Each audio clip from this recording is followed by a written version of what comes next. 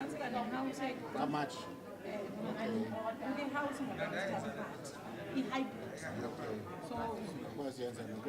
And so stationary.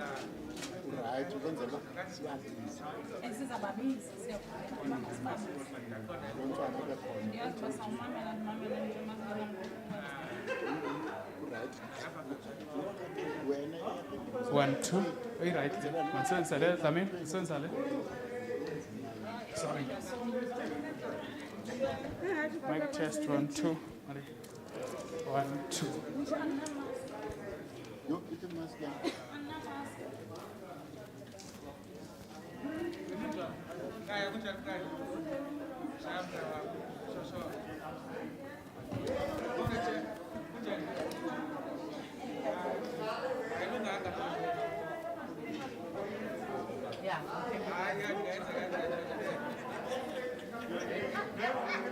Bazongena.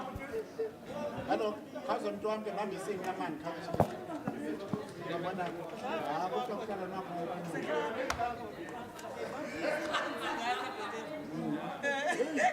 Uyawubuka lento ngapha.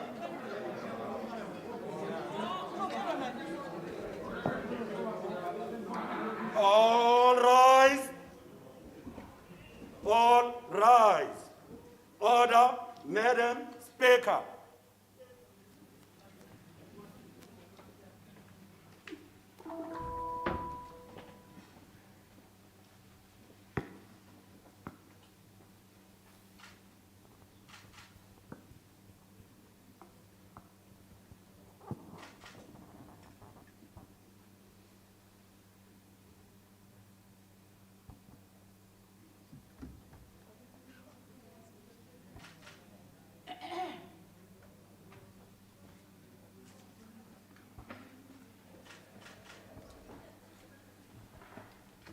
There will now be an opportunity for a moment of silence, meditation.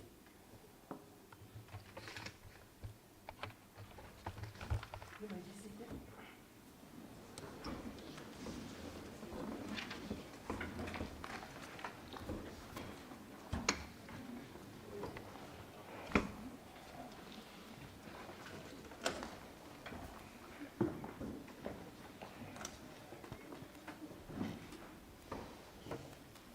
My apologies, honorable members, I've just got too much documentation here. Honorable members, let me take this opportunity in the presence of the Honorable Premier, the MECs and members of the Provincial Legislature into this meeting. We know today is a hybrid sitting. Let me take off my mask. I had just forgotten. Today is a hybrid sitting, but we should also just be reminded of a few of our rules that we have before we commence with the business of the day. This is a formal sitting, honorable members, and therefore all the standing rules of the legislature applies. The Rules Committee has ratified and adopted the rules for the virtual sittings and the committee meetings. And we are aware that there may be people who may be connected to this hybrid chamber who are not members of the legislature. Those people are entitled to observe the proceedings as they would have in a physical, but please, you may not participate. Furthermore, you are humbly requested to remain muted at all times and not to switch on your camera.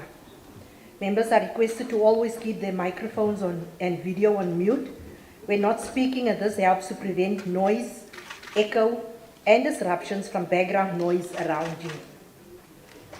Kindly indicate to the speaker a message in the chat box or the raise of your hand option when you would want to be recognized. As a word of advice, honorable members, you are requested to always check the appropriateness of your background for your videos and also to dress decently. The Microsoft Teams platform can only accommodate 1,000 people at this stage, and our proceedings are therefore also streamed live on YouTube to accommodate those who cannot be accommodated in the Teams platform. Honorable member, this sitting is happening in the month of, as we commemorate Human Rights Month, and we also know that today and tomorrow there will be by-elections in Inok and Kijima, So we know that members are very busy out there. There's also preparations towards the NCOP visit that will be happening within the Human Rights Month here in the Eastern Cape.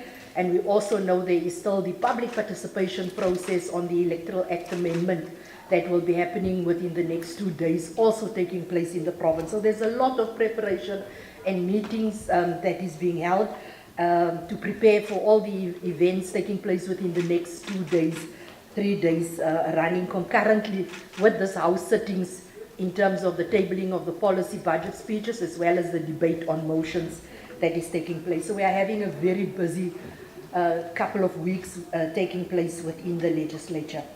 Honourable members, we will now move over to the notices of motions, my apology, and we are requesting all of those who would be presenting their notices of motions, they must please come to the front to do so. I hope all of those members are in the House. I hope so. First up, we will have Honourable Fanta. Then we will have Honourable Van Vieren. Then we will have Honourable Fishani and then Honourable Tetiana. I don't see the EFF here. Let's just hope that they will possibly turn up, but we will then get them over from on the virtual platform. Honourable Fanta, not sure if she's in the House. Oh, my apologies, Honourable Fanta. My apologies. Over to you, Honourable Fanta. Thank you, Madam Speaker. Good afternoon, honourable members, our guests, our staff. I greet you all in the name of Jesus. I move without notice in terms of Rule 130. Yeah, she's there. That the House notes the 8th March 2022 is a celebration of International Women's Day with the theme, #Break the Bias. Imagine a gender equal world, a world free of bias, stereotypes, discrimination, a world that is diverse, equitable and inclusive, a world where difference is valued and celebrated. Together we can forge women's equality. Collectively we can all break the bias. Individually, we are all responsible for our own thoughts and actions, all day, every day. We can break the bias in our communities, we can break the bias in our workplaces, we can break the bias in our schools, colleges, and universities. Together, we can all break the bias on International Women's Day and beyond. Appreciates the enormous stride which have made by Democratic South Africa in affirming women in position of responsibility and changing lives of millions of women for the better, regardless of age, race, or creed. Highlights that women's place is in all earnest, is not just in the kitchen, but whenever she wants to be, in politics, in leadership, in business, or in even sports field, or in classrooms.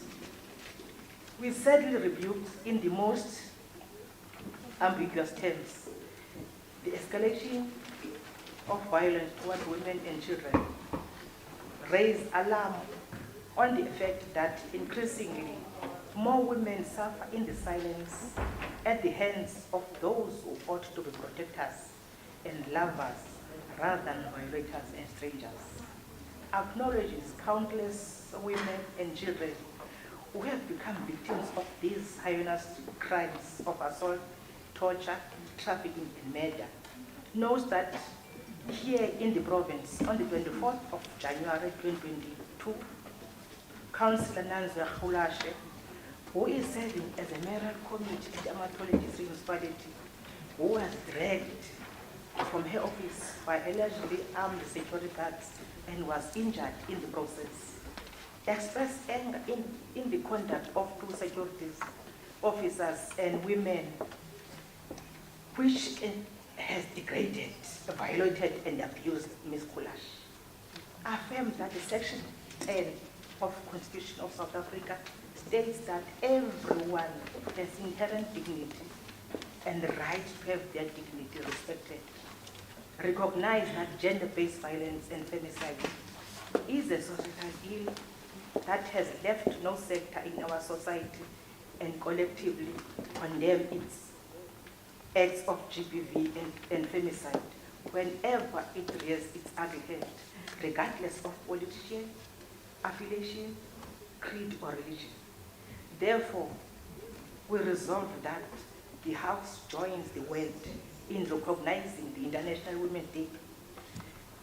We also resolve that House recognizes and celebrates the achievement of women across the world, and in particular here at home.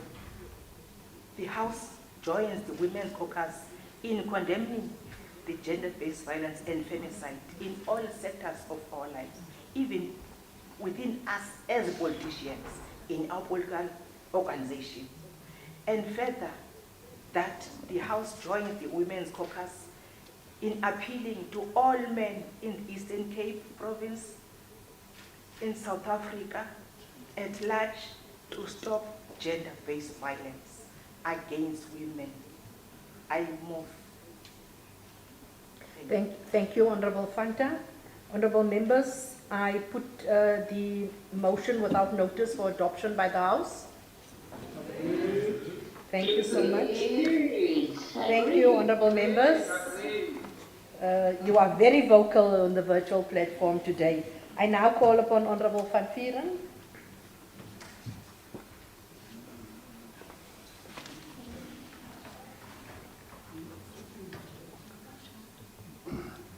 Honorable Speaker, Honorable Premier, members of the Executive, members of this august House, I humbly greet you this afternoon, as well those who are watching virtually. Honorable Speaker, I hereby give notice that I will move in terms of Rule 131, one of the standing rules that this House noting, 1, there are hundreds of people who are homeless in all districts of the Eastern Cape. 2, that there is very little to no assistance provided to these individuals by the various provincial departments. 3, that the Department of Social Development only funds shelters for the homeless in 3 districts. 4, that there is no specific plan to address homelessness. 5, that there is little to no collaboration between the various government departments to address this issue. Therefore resolves that the Department of Social Development spearhead an interdepartmental task team that will review the plight of the homeless in the Eastern Cape. 2, that the Department of Social Development and all other relevant provincial departments collaborate on an action-driven intervention strategy to assist the homeless.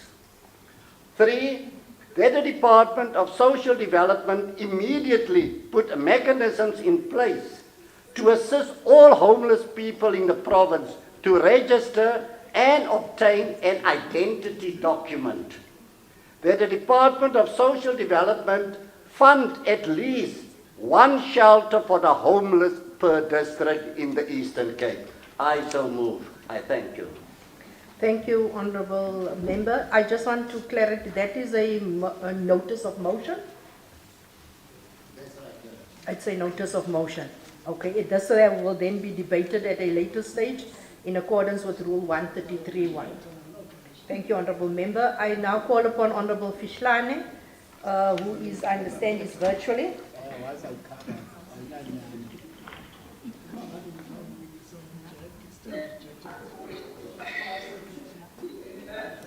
Honorable Speaker. Yes, Honorable Fishlane. Yes, Honorable Speaker. I move without notice in terms of Rule 130 and that the House recognizes that on the 21st day of February annually, International Mother Tongue Day is observed. And note that the United Nations Educational, Scientific and Cultural Organization, UNESCO, proclaimed this day in 1999 to promote the preservation and protection of all languages. Further note that this day also commemorated the 1952 incident when the students were shot dead by the police while protesting for the recognition of their language, Bangla, as the two national languages of the former Eastern Pakistan, now Bangladesh.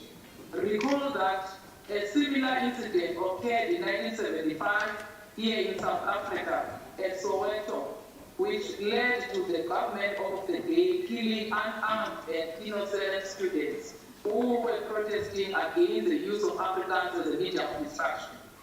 Affirm that the purpose of this day is to promote language and cultural diversity. Agree that the mother tongue languages are powerful instruments and linguistic freedoms are the basic rights. Therefore, resolve that in accordance with the Section 30 of the South African Constitution, which says everyone has a right to use language of their choice, and therefore the House reaffirmed the protection of the promotion of all the international languages in South Africa.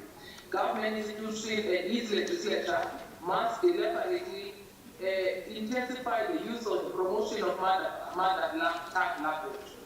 Education in the mother tongue is important, and therefore the Department of Education must actively promote the teaching and learning of pupils in the mother tongue, particularly in the lower grades. This day must be commemorated annually with programs aimed at promoting mother tongue languages. So I move on, Honourable Speaker. Thank you. Thank you, Honourable Member. I put the motion for adoption by the House, Honourable Members.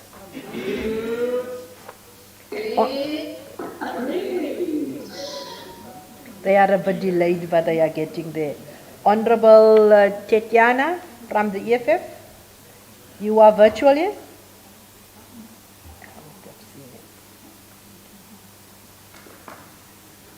Honourable Speaker, the member is not connected.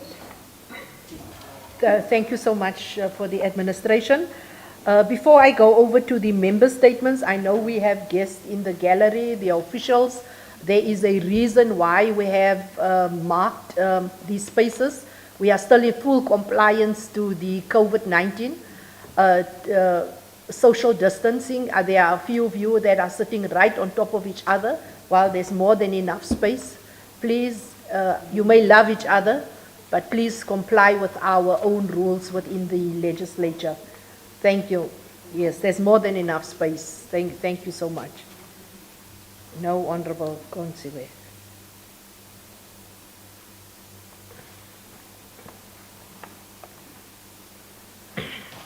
We will now go over to the member statements. I call upon the Chief Whip of the Legislature, Honourable Makashela, who is also joining us virtually.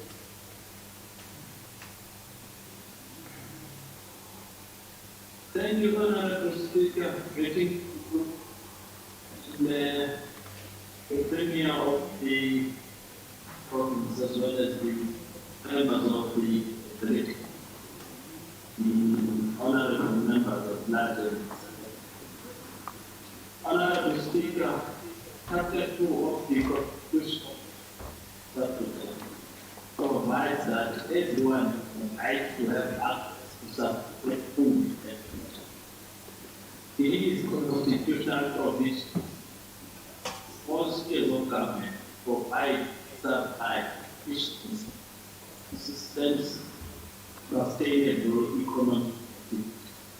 Other regional treaties that enshrine that water and sanitation include on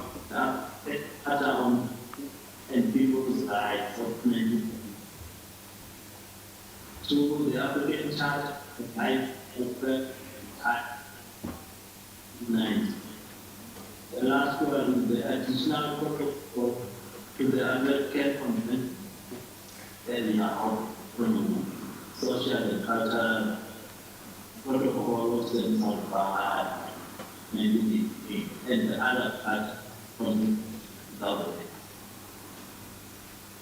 While government has made enormous strides to provide basic services, including water, to our households and millions, it is worth noting that in the past few weeks was issued by Nelson Departmental municipality, warning the community that they need. This comes after our policy disruption in water supply because of the Madola employees and the damage by floods all of the metro surrounding supplied by this entity into water crisis. Those metros are situated along the coast, but Nelson Mandela Metro has been provided as scarce water area. Honorable Speaker, the government is responsible for take advantage of water technology that address the challenges for the opportunity. With the development of water, this allegation of seawater just is one of the most sustainable water scarcity. The best osmosis process guarantee a continuous supply of water, especially the natural land for the community waters. Thank you, Honorable. Thank you, Honorable Matkashela. Honorable Banga will then be followed by Honorable Kotoi. Oh, you are in the House. Thank you, Honorable Speaker, Honorable Premier, and Honorable members of the House, guests. Today, I want to say glory to the people of Ukraine.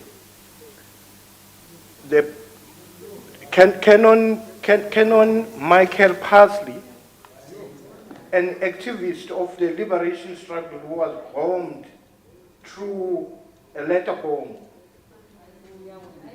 He stated in a sermon 2 weeks back in the St. George's Anglican Church that as South Africans, we are ashamed to fighting for human rights. We have turned our back in our cause in protecting human life throughout the world. This is a well-respected man who fought for the struggle for our liberation. He condemned the killings of the innocent people in Ukraine. Whether it happens in Somalia or whether it happens in Palestine, that South Africa cannot be seen as one of those countries that keeps quiet when the rights of individuals, children and women, whether they are in Europe, whether they are in Africa, or whether they're in Asia, are getting killed. That's not being sellout, that's fighting for the dignity of human beings and the right to life.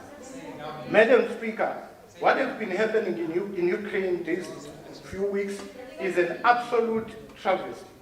Speaker, to be clear, I'm talking about a full-scale invasion of innocent individuals on an innocent country who never touch anybody, but because Russia thinks it's a boss and it can take lives. We can't condone such action. The consequences of Russia's action have impacted directly across the world. It has been described as both the biggest threat to world stability and the biggest humanitarian crisis since the Second World War. Madam Speaker, we know that while it is perhaps far geographically from us, what is happening in Ukraine is having direct impact to all of us in the Eastern Cape. Again, let me be clear, Honorable Speaker, the ANC have brought shame on themselves and shame to the people of South Africa. Madam Speaker, when Russian forces invaded the sovereign state of Ukraine, the ANC said nothing. When the Russian forces reneged on ceasefire, that would allow the civilians to flee the conflict, the ANC kept quiet. Let me remind those who are making noise, like Honorable Parker, of the Freedom Charter. Madam Speaker, the Freedom Charter, perhaps it stated very clear that South Africa will be a fully independent state which respects the rights of sovereign nations throughout the world. South Africa shall strive to maintain world peace and the settlement of all international disputes through negotiations, not war. That's the Freedom Charter. Peace and friendship amongst all our people shall be secured by upholding the equal rights and opportunities of all our people. Our forefathers believed that world conflict should be resolved through settlement and negotiation. That's why our freedom was resolved through negotiation. Don't listen, Madam Speaker, to the noisemakers, because they don't read the Freedom Charter. What we'll do, we'll go and take the Freedom Charter to the ANC headquarters in Lutulu to remind them of this historic document. Speaker, perhaps the honorable members of this House need to deliver a copy of this Freedom Charter to Lutuli House, that the ANC can remember their solemn pledge. These freedoms will fight for side by side throughout our lives until we reach our liberty. That's what the Freedom Charter says. Honorable members, you are too loud now.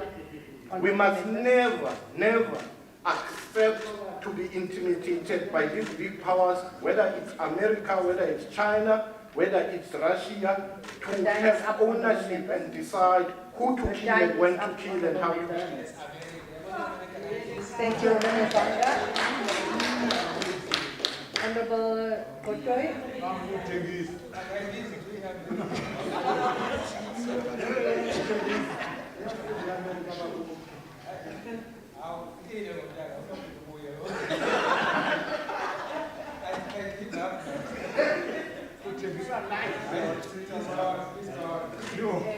Thank you, Honorable Speaker. Greetings to Commissioners in the Jala, Commissioner Lamni Maketa, and the EFF members that are in this legislature. Greetings to the member of the legislature and the staff members. Honorable Speaker, ngifuna uqala ngalento oqala njengoba nami ndime apha kule ndawo ndihlambe nge-2 liters namhlanje yamanzi. It's been days singahlambi apha e-BCM akukho manzi. Sithini ngabantu base-BCM apho kufuneka besebenzise khona amanzi. There are hospitals, there are businesses that are closed today because there is no water in BCM. In your address during the SOPA Honorable Premier, you raised concerns about the mediocre legal claims and how they were impacting negatively on service delivery. Last year, it was stated by the MEC of Community Safety, Honorable Tikana, that the police service in this province was facing civil claims. Honorable Kotoy, can you just hang on?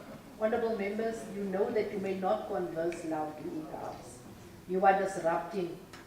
Yes, I know where it's coming from. Please, Honorable.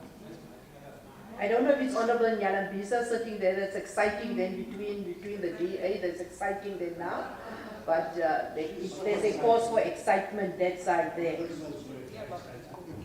You may continue, Honorable Member. Thank you, Honorable Speaker. I think that the man's sense last year, it was stated by the MEC of Community Safety, Honorable Tikana, that the police service in this province was facing civil claims amounting to 7.69 billion for 6,528 of alleged wrongdoing by the police. The continuing rise of police misbehavior can be attributed in the fact that there is only one office of the Independent Investigating Directorate, that is IPD, to service the entire Eastern Cape. Is responsible for investigating police misconduct. This is lack of support for IPD has severely affected its ability to deal with police misconduct. In essence, without an institution that investigates their misconduct, the violent police service in the Eastern Cape has become a law unto itself. As a matter of fact, not a single member of the police service was suspended or disciplined as a result of civil claims during the 2020-2021 financial year. The staggering of 7.69 billion in respect of civil claims against the police, assault, shooting, incidents, unlawful arrests, and illegal searches and is surely affecting service delivery. Are there any plans in place this year to deter police with misconduct in order to reduce claims for unlawful conduct and save monies that are lost through civil claims, order to improve service delivery. Kule nto sibonayo ngoku yamanzi angekhoyo esingayaziyo into yoba namhlanje sizawuhlamba ngantoni na abantu balapha e-BCM bazawutya ntoni na. Enkosi, Honorable Speaker. Thank you, Honourable Member. I will now hand over to the Premier, Honourable Premier, for your response. You have 15 minutes to respond. It will be better if all members who are going to respond come up to the podium, please. Just come up, and then you can identify the relevant MECs if you so wish, Honourable Premier.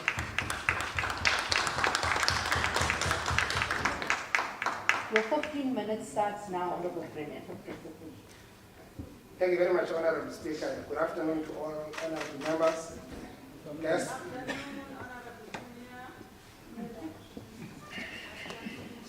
Thank you very much. Honourable Speaker, if you allow me, I will ask Honourable MEC Ngata to talk to Amadola issue, even though I can simply say on that the matter has now been settled and resolved, and the workers are back to work. We didn't sleep overnight, working with the minister as well as the board to ensure that the matter is resolved. Now the matter is resolved. Workers are back to pump water, back to reservoirs. So in the next 24 hours, we should be able to get water, as those reservoirs need to be capacitated more. When on the issue of Ukraine and Russia war, the government of South Africa is very clear, and it has been consistent in calling for a mediation there without really taking side. And we deliberately took that posture to understand where we are coming from, but also to understand an undiluted Freedom Charter. So we're very clear on what Freedom Charter says, and we are definitely looking after human rights, and we are really against the war.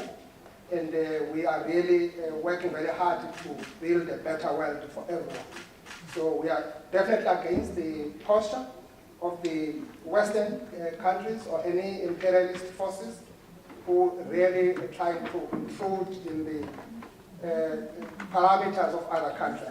That is not supposed to be allowed, and we're really calling upon the United Nations to come in here and find a better way to resolve the matter than taking side on the issue, so that we can have a sustainable solution to the crisis in Ukraine and Russia. I will also ask MEC Tikana Gotiwe on the IPIT undercapacitation vis-a-vis the conduct of the police officers, as it has been highlighted by the Honourable Member from the EFF. Thank you very much, Honourable Speaker. MEC Ngata can add on what I've said, and then MEC Tikana for me. Thank you, Premier. Over to you, Honourable MEC. You must come to the front.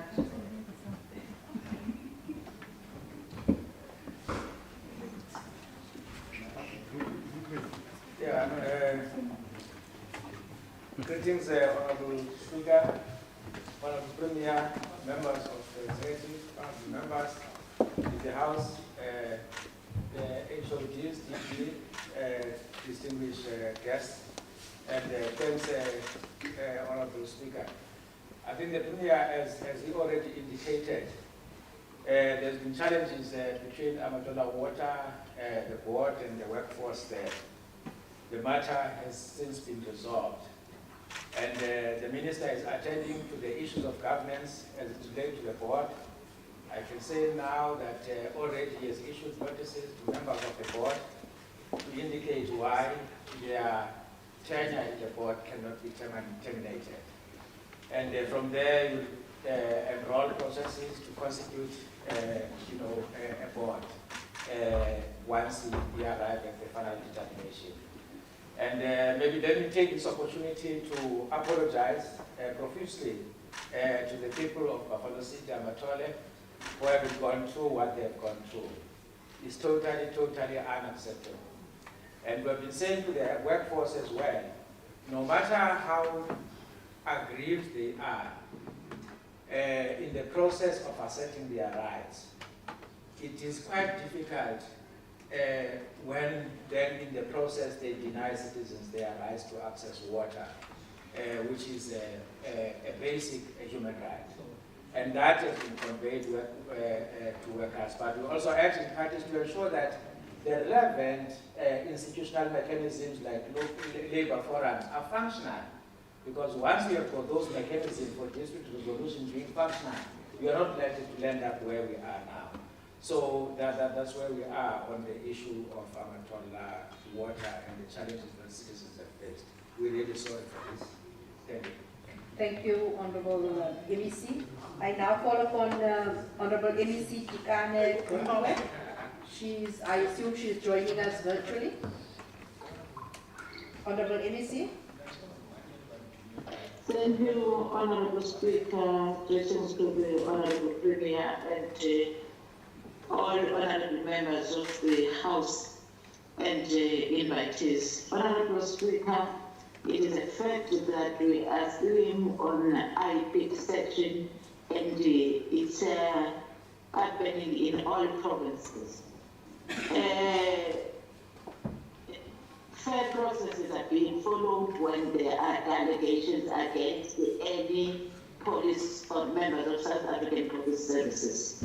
The complaints are registered and investigations are done. Those who are referred for disciplinary processes take place and cases are concluded in some instances. I reported to this Honorable House after the question of the members and numbers of police officers who have been disciplined. The case which has since been laid due to the number of personnel in the IP. It's unfortunately, but let me be afforded an opportunity to engage with the national minister as they are the ones who are appointed to the making appointments to the provinces. Thank you, Honorable Speaker. Thank you, Honorable MEC. Premier, any final words? You do have a few minutes. Okay. Thank you so much. Okay. Premier will add those to your speech.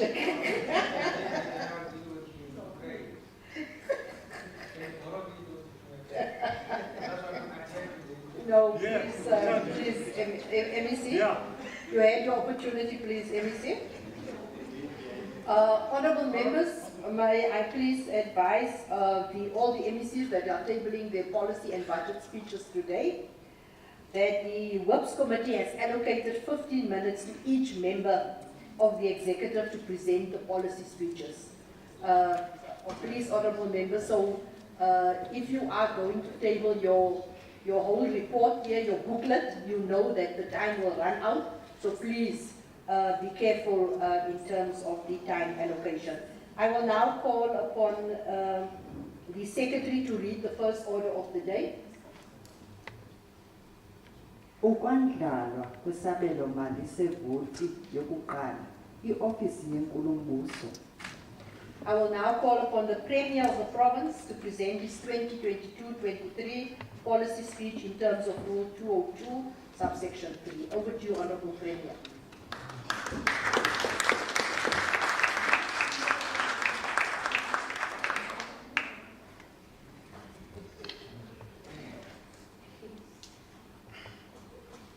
It's 15 minutes. Thank you very much, Honorable Speaker. Greetings to Honorable Deputy Speaker and Honorable Executive members of the Executive Council, Honorable members of the House, and esteemed guests, ladies and gentlemen. I thank you for the opportunity, Honorable Speaker, allowing us to present our policy speech in support of our annual performance plans, operational plans, and budget proposed for the Office of the Premier and the Eastern Cape Socio-Economic Consultative Council. Madam Speaker, we meet here today in a month that is dedicated to commemorate human rights in our country. Also, all of us, we are actually familiar with the dark past, where the rights of our people, mainly black, were trampled upon by the apartheid regime through the sacrifices of many compatriots who waged the relentless struggle to attain our democracy. The people of our country now enjoy liberties that promote equality, human dignity, and the civil, political, and socio-economic rights. It is in this context that we are welcoming the breakthrough indeed on what LEC has reported to on Amatola water. It has really been paining all of us as government, the actual labor dispute that has been taking place. We're quite happy that we have managed to find the breakthrough in that space. As we commemorate this significant month, honorable members, we appeal to all men in our society to respect the rights of women, particularly the rights to life, safety, and human dignity, which has been stripped from women through incidents of gender-based violence and femicide. We note the ongoing floods, disasters in our province that are also causing pain to human rights, and also floods that are being caused by climate change, unfortunately. As government, we are doing our level best to mitigate the effects of these disasters. I want to take this opportunity, honorable members and speaker, to convey our message of condolences to other victims of these disasters, the Kuzani family and the Shumani family,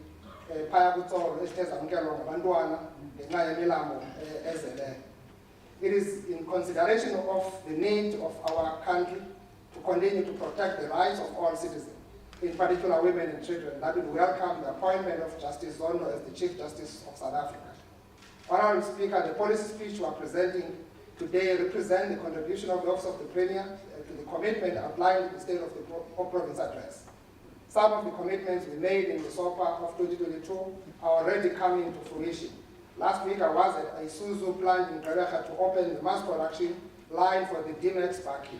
The first Baki of this new generation will roll out of the assembly line next month, manufactured by the hands of our people for the world markets. We are humbled by the overwhelming support and positive feedback we have received in our latest intervention to assist students trapped in debt in our 4 universities in our province.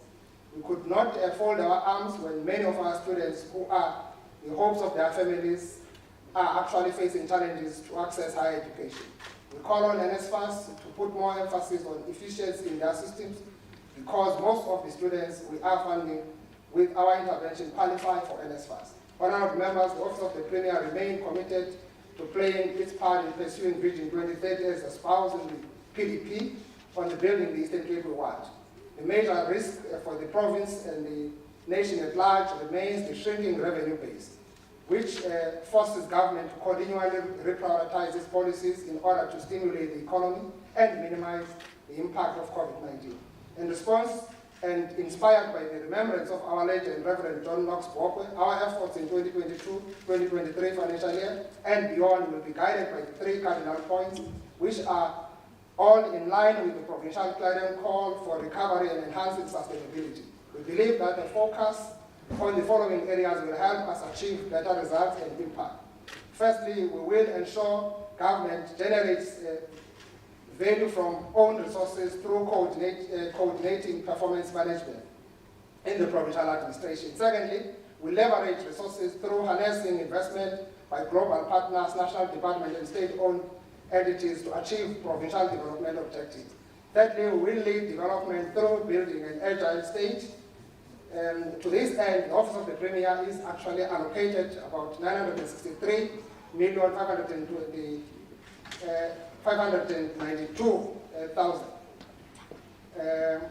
in the 2022-2023 financial year. The budget indicates an increase of 17% compared to 2021-2022 budget. Program 1, which deals with administration, is allocated 170 million. Through the leadership of the Premier and the Director General, the program will strengthen the coordination of all efforts to mobilize foreign and domestic investment into the province, as well as to ensure that there is an improvement in performance and audit outcomes across the provincial administration. Program 2 is part of Program 2, which deals with planning, policy coordination, monitoring, and evaluation, is allocated 410,198. As part of its mandate, the Office of the Premier is tasked with providing strategic leadership in policy development and planning in the province. In the 2022-23 financial year, the department intends to facilitate the development or review the subsequent monitoring of the following integrated plans. Provincial Investment Plan, Integrated Social Infrastructure Plan, Project Plan for coordinating departments to ensure effective implementation of priority projects, 2022-2023 Financial Year Program of Action, Provincial Medium-Term Strategy Framework, Provincial Government Performance Improved Plan, and Eastern Cape Seaboard Development Plan. The Small Town Revitalization Program, which has been a huge success in the phase, will continue to be rolled out to the identified municipalities to address service backlog, mainly due to poor infrastructure and capacity challenges in the municipalities. More than 70 infrastructure projects were completed in this program, which includes 25 road projects, 14 electrification projects, 4 transport hubs, and 27 water and sanitation projects. Honorable Speaker, Isikalo Youth Fund was successfully transferred to the Office of the Premier as at the end of February 2022. 19.3 million has been disbursed to 16 various youth projects throughout the province. As alluded to the budget speech, government is exploring means to recapitalize this fund. In this regard, further announcements will be made in the adjustment budget. Honorable members, the province is continuing with the implementation of the gender-based violence or femicide response plan, which entails the coordination of the efforts of all relevant role players, gains on the implementation of the strategy for the so far include 100% conviction rate in the cases of corruption in government, 87% conviction rate in the intimate partner femicide against the 75% term target, 95% conviction rate in the femicide cases, 76% detention rate, 73% detention rate for crimes against children below 18 years, the mainstreaming of the issues of designated groups, women, youth, and people with disability in government planning, budgeting, implementation, monitoring, and evaluation is an important priority for government in this term. To this effect, the department will facilitate and support departments and municipalities to conduct gender-based response planning budgeting. There will be a special focus, Honorable Speaker and Honorable Members, on the monitoring and evaluation of the efficiency and effectiveness of efforts of government to address developmental needs of designated groups. The Kauleza PMO, which is now operational, will play a significant role in providing real-time information on the performance of this project. Our efforts to mobilize resources for international partners will continue in 2022-2023 financial year. Our focus will be on the implementation of existing agreements with Cordoba province in Argentina, Lower Saxony in Germany, Zhejiang province in China. We'll also heighten our efforts to forge partnership with the region to be identified in the Kingdom of Belgium, Eastern Kavango province in Namibia, etc. Honorable Speaker, EXEC, the public entity under the department, is also funded through this program. To this end, a total of 72 million is allocated to the entity to, amongst other projects, support the implementation of the provincial research agenda, support the development of digital economy, support the implementation of DDM, support governance and coordination of the catalytic projects, provide the policy advice on catalytic infrastructure project, implementation of the comprehensive sexuality education programs in the Eastern Cape. Program 3, which deals with institutional development and organizational support, is allocated 382 million. The department will implement the shared services model on identified corporate services function as a means to achieve the efficiency in operations of the government. Areas being targeted through this initiative are change management, operations management framework, organizational development and job evaluation, advertising of vacancies, leadership development, ICT, investigation and communication. Through the work of this program, Honorable Speaker, the department will heighten its effort to mobilize financial resources for the implementation of provincial scale strategy. We will build on the agreement that we concluded with the SITAs to ensure more youth benefit from the Scales project. These agreements include our collaboration with SITAs worth 34 million, which will benefit 140 artisans and 40 engineering students, etc. In 2021-2022 financial year, we have placed 3,000 young people in various institutions for experiential learning. The department has prioritized the rollout of the program to capacitate government officials with the requisite skill that are of transversal nature. A total of 495 provincial public servants were trained since the beginning of 2021-2022 financial year. On ICT, Honorable Speaker, the implementation of broadband project has gained momentum and traction, although the rollout had delays because of approvals in municipalities taking more than 90 days in some cases, acts of vandalism, etc. These matters have received attention and currently 240 government sites have been connected. We envisage to increase the number of connected sites to 600 by June. Honourable members, we have undertaken a number of initiatives in implementation of the Provincial Digital Transformation Strategy. These include the launch of the Digital Training Center in Untitled, which benefited about 200 matric students. The Office of the Premier commenced with the rollout of e-governance system across the departments in 2020-2021. To date, e-leave, e-recruitment, e-electronic salary payslip distribution system have been implemented in 8, 7, and 5 departments respectively. In 2022-2023, the priority will be rollout of e-government system to other government departments.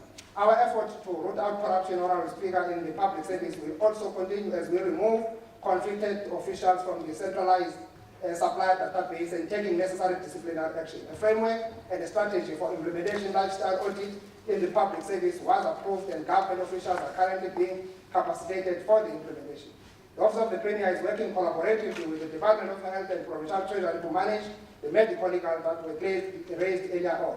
In this regard, the 3 departments are pursuing various strategies to reduce the number of medical legal cases, including the public healthcare defense strategy in the cases of Noila versus department, etc. The strategy, Honourable Speaker, aims to convince the courts that the Department of Health, through its medical institution, can provide an adequate level of care to its patients. In conclusion, Honourable Speaker, Honourable members, in 2022-2023, the final draft of our reviewed organizational structure is being consulted with the Department of Public Service and Administration, and will start processes to implement it this financial year. We are hoping to introduce the Accept Bill for consideration by this House in the new financial year. I'm now tabling this policy speech as well as the annual performance plans and operational plans for both OTP and the office and the Accept. I want to take the opportunity to extend a sincere word of gratitude to the team from the Office of the Premier that has worked with me to ensure that we delivered the so far. Now we are actually delivering the policy speech. Thank you very much, DG and your team. Thank you. Thank you very much, Honourable Premier. I think you have done well with your time, and you've saved 2 minutes of your allocated time. The policy speech, honourable members, and all table documents stand referred to the portfolio committee responsible for the subject matter of the vote in terms of Rule 161, Subsection 2. I will now ask the Secretary to read the second order of the day. Ukwandlala kwesabelomali sevoti yesibini indlu yowiso-mthetho. Thank you very much. I will now call upon the Honourable Speaker to table the report.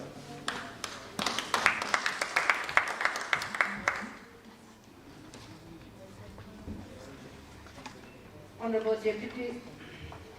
Deputy Speaker, Premier of the Eastern Cape Province, members of the Executive, Chief Whip of the Majority Party, members of the Legislature, all guests that have joined us today, physically in the House as well as on the virtual platforms, the Secretary of the Legislature and all officials present here today, ladies and gentlemen,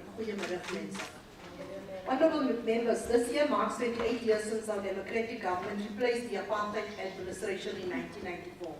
Later in the year, we will reach a milestone of 26 years since the adoption and signing of the Constitution of the Republic of South Africa into law. The ushering in of the democratic dispensation and signing into law of our Constitution marked a turning point in the history of our country. What we observed in July during the unrest that broke out in KwaZulu-Natal and some parts of Gauteng provinces were a total disregard for law and order, and as such posed a threat to our democracy. As it sought to reverse the gains of our democratic dispensation, we extend our gratitude to the people in the province from various sectors of our communities who stood firm against a serious attempt to destroy the infrastructure in our beautiful province. Honourable Deputy Speaker, in executing the mandate of the Legislature, we understand the immense responsibility and public expectations on the members of our legislature, which requires us to be true servants and public representatives. We should continuously strive to uphold the principles as espoused by the late Dr. Kuma. The Act captures the type of leadership needed to pursue effective and ethical public service when he said, and I quote, "Leadership means service for and not domination over others. True and genuine leaders serve the cause of the people and do not expect the cause to serve them or become a source of profit and honor for them. Africa expects all her sons and daughters to serve the cause of the people loyally, sincerely, and honestly," close quote. During the financial year 21-22, we have strengthened oversight systems, have effectively used our information communication technologies, as well as the district-based oversight model to re-engineer the approach of the legislature. The use of virtual platforms enabled the legislature to convene meetings leading to the consideration of all budget votes and the Appropriation Bill 2021. Honourable Members, the Eastern Cape Money Bills Amendment Procedure and Related Matters Act of 2020, which was passed by this House, was also assented to by the Premier and gazetted during this year. In 2022-23 financial year, the internal processes will entail setting up a budget committee and seconding staff on an interim basis to assist this committee in its work. We will organize workshops for all members on the purpose of the Act and its importance to the work of the legislature. On strengthening oversight and accountable governance, we have for the first time since the advent of democracy introduced a rule which now requires the Premier of the province to appear before the legislature to answer questions from members of the legislature. In our quest to improve and contribute to the promotion of the rule of law, constitutionality, and enhanced oversight, we have processed a total of 1,404 parliamentary questions. 1,136 were written and 268 were oral. There has been a reduction in the transfer of questions for written reply to the oral question paper, and this has been through engagement with the leader of government business. Honourable Members, the South African legislative sector oversight model refers to accountability as the hallmark of modern democratic governance. A legislature's ability to keep the government accountable for its action depends on how well a legislature oversees what the government does. The work of the Portfolio Committee is a component of our mandate, and because by design committees are an extension of the House and thus perform their functions on behalf of the House. They are also the primary vehicles for oversight and increasing public participation in the legislative and other processes of the legislature. Going forward in 2022-23 financial year, we are reminding the Portfolio Committee in the execution of their duties that they have powers in terms of the standing rules, Rule 204, to hold members of the executive accountable in terms of adequately responding to the House resolutions. Honourable Members, for the period 22-23 financial year, the legislature will identify specific focus areas to enable targeted, structured oversight that will be more effective in executing our mandate over the provincial executive as well as organs of the state. To strengthen oversight and improve cooperative governance by municipality, the Legislature Standing Committee on Public Accounts will roll out training throughout all the districts, and this will be spread over 2 financial years. In 2021-22 financial year, the Commonwealth Parliamentary Association branch of the Eastern Cape Provincial Legislature hosted a webinar on urbanization as part of the Africa Day. In the same period, we also convened through the CWP a Young Women's Parliament in collaboration with the Provincial Department of Basic Education. The 16 days of activism of no violence against women and children is an important program to heighten our oversight and activism. During last year's campaign, we convened a program in Ndlambe focusing on reporting gender-based violence and ensuring accountability. For 22-23 financial year, the CPA's programs will focus more on climate change issues, and in this respect, a webinar to celebrate Africa Day in May and the tree planting activity during the Arbor Week in September are planned. The Commonwealth Women's Parliamentarian will be hosting the Young Men's Dialogue for this financial year. The successful inauguration conversation on gender-based violence in Ndlambe in support of the gender-based and femicide program will be rolled out across all districts in partnership with the Women's Caucus and will seek to strengthen accountability in partnerships with state organs on matters of public concern and human rights. In the previous financial year, we planned to host the Children and Religious Parliament as part of the sectoral parliaments program. However, these could not be realized and have to be carried over into the new financial year. Honorable members, the voter turnout at the recent local government elections 2021 should make us all restless, and we should all be concerned. As the legislature, we are cognizant of the challenges that were related to the 2021 local government elections, which also contributed to the low voter turnout. We have to commend the Independent Electoral Committee, which was faced with a difficult task of organizing elections within 41 days for this election. This meant that political parties had to meet the strict election timeframes and had a difficult campaign environment under COVID-19 regulations. As an institution constitutionally mandated with facilitating public involvement, we should seek a thoroughgoing and scientific process to reverse this threat to our democracy, working with our partners and reignite people's interest of participating in democratic processes. The former Speaker of the National Assembly, Freni Jinwala, once said, and I quote, "Democracy requires that citizens should be continuously engaged in governance through interaction with those who make decisions. Marking a ballot and dropping it in a ballot box once every few years is an important element of democracy, but it is only one step in the process of building a society that genuinely serves the interests of all its people. Those who are elected to make policy and laws on behalf of the people are required to fulfill their mandate in continuous consultation and dialogue with the citizens on whose behalf they act." Close quote. Honorable Deputy Speaker, our endeavor for the 22-23 financial year will be to embark on public education programs to promote participatory democracy. We will mobilize public involvement on the legislature's program, particularly during the official opening of the legislature, in what we have done, the tabling of the appropriation bill, tabling of the policy and budget speeches.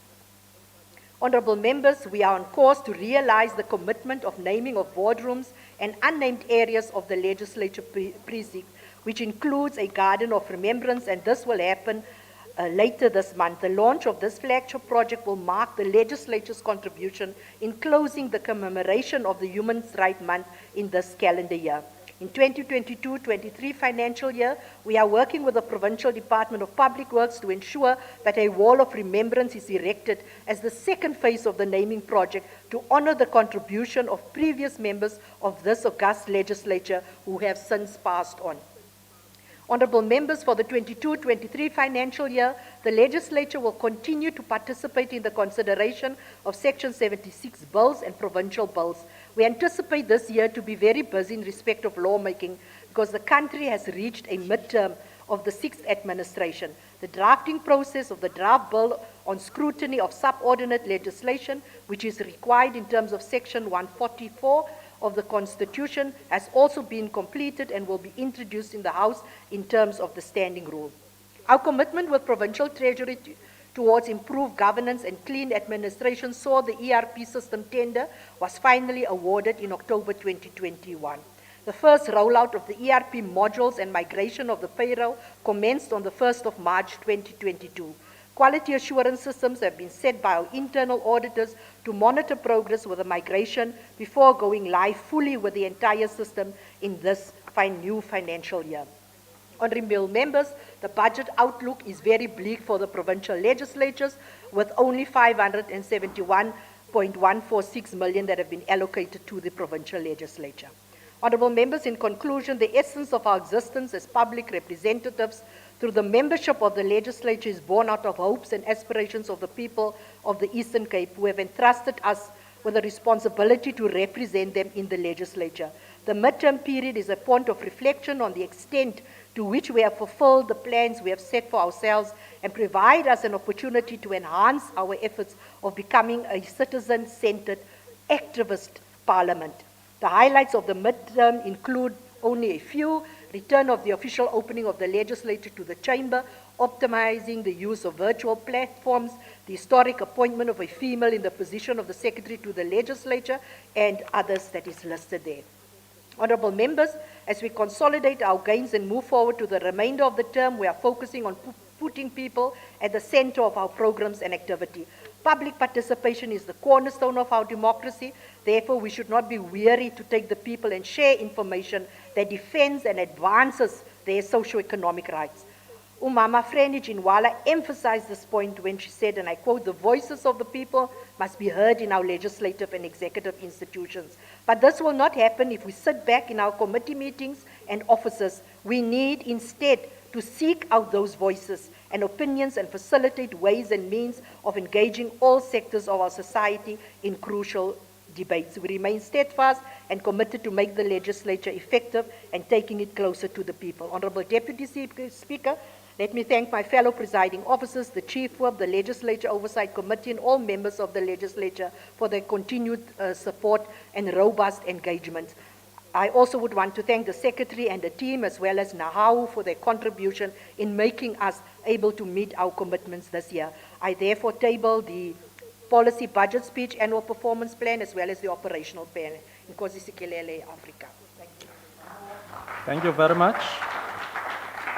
Thank you very much, Honorable Speaker. You spare again 2 minutes. You are doing very well. The policy speech, honorable members, and all table documents stand referred to the Portfolio Committee responsible for the subject matter of the vote in terms of Rule 161, Subsection 2. And now I will call upon the Secretary to read the next order of the day. Ukwandlalwa kwesabelo mali sevoti yesithathu ezempilo. I will now call upon Honorable MEC Health to come and table the policy speech.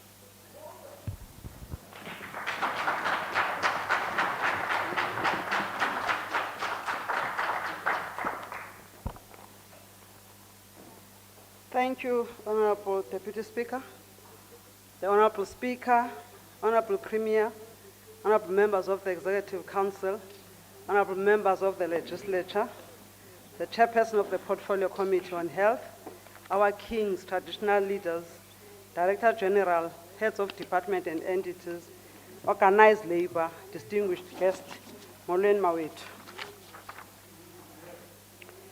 We come before this legislature at the time when there is catalytic collision of global forces, a pandemic of historic significance, accelerating progress in medical science, and a relentless advance of digital technologies, data access and analytics, a recognition for a meaningful shift from disease care to prevention and wellness, and empowered and informed consumers demanding timeless quality health care.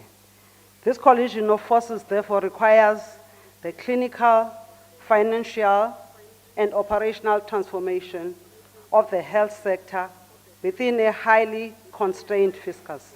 I'm pleased to affirm that in the APP 2022-23, the department is in step with this global narrative.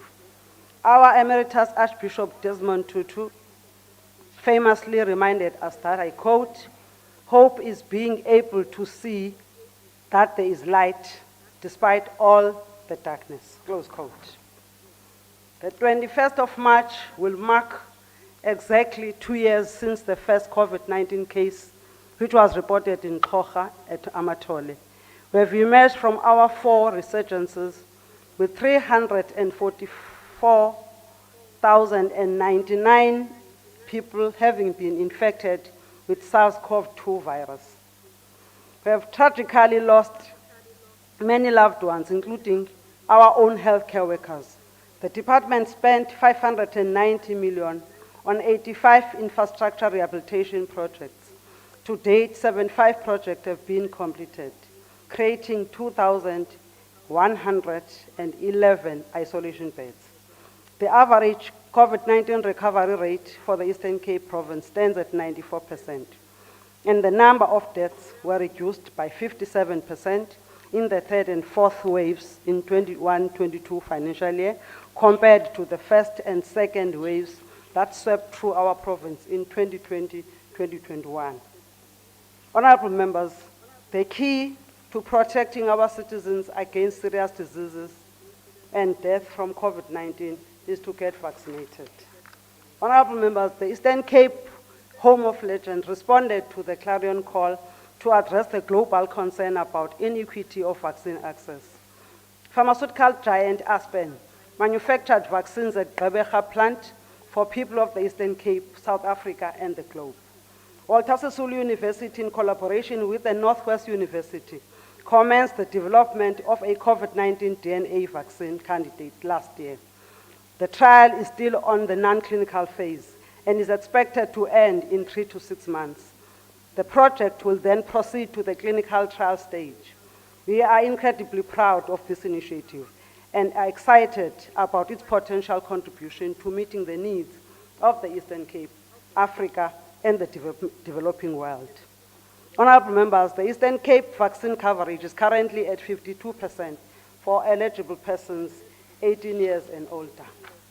Our relentless efforts to ensure that we take the vaccine directly to where people are rewarded us by us having been given a certificate of excellence by His Excellency President Ramaphosa in November 2021 for being the best performing province in the vaccination campaign. Thank you.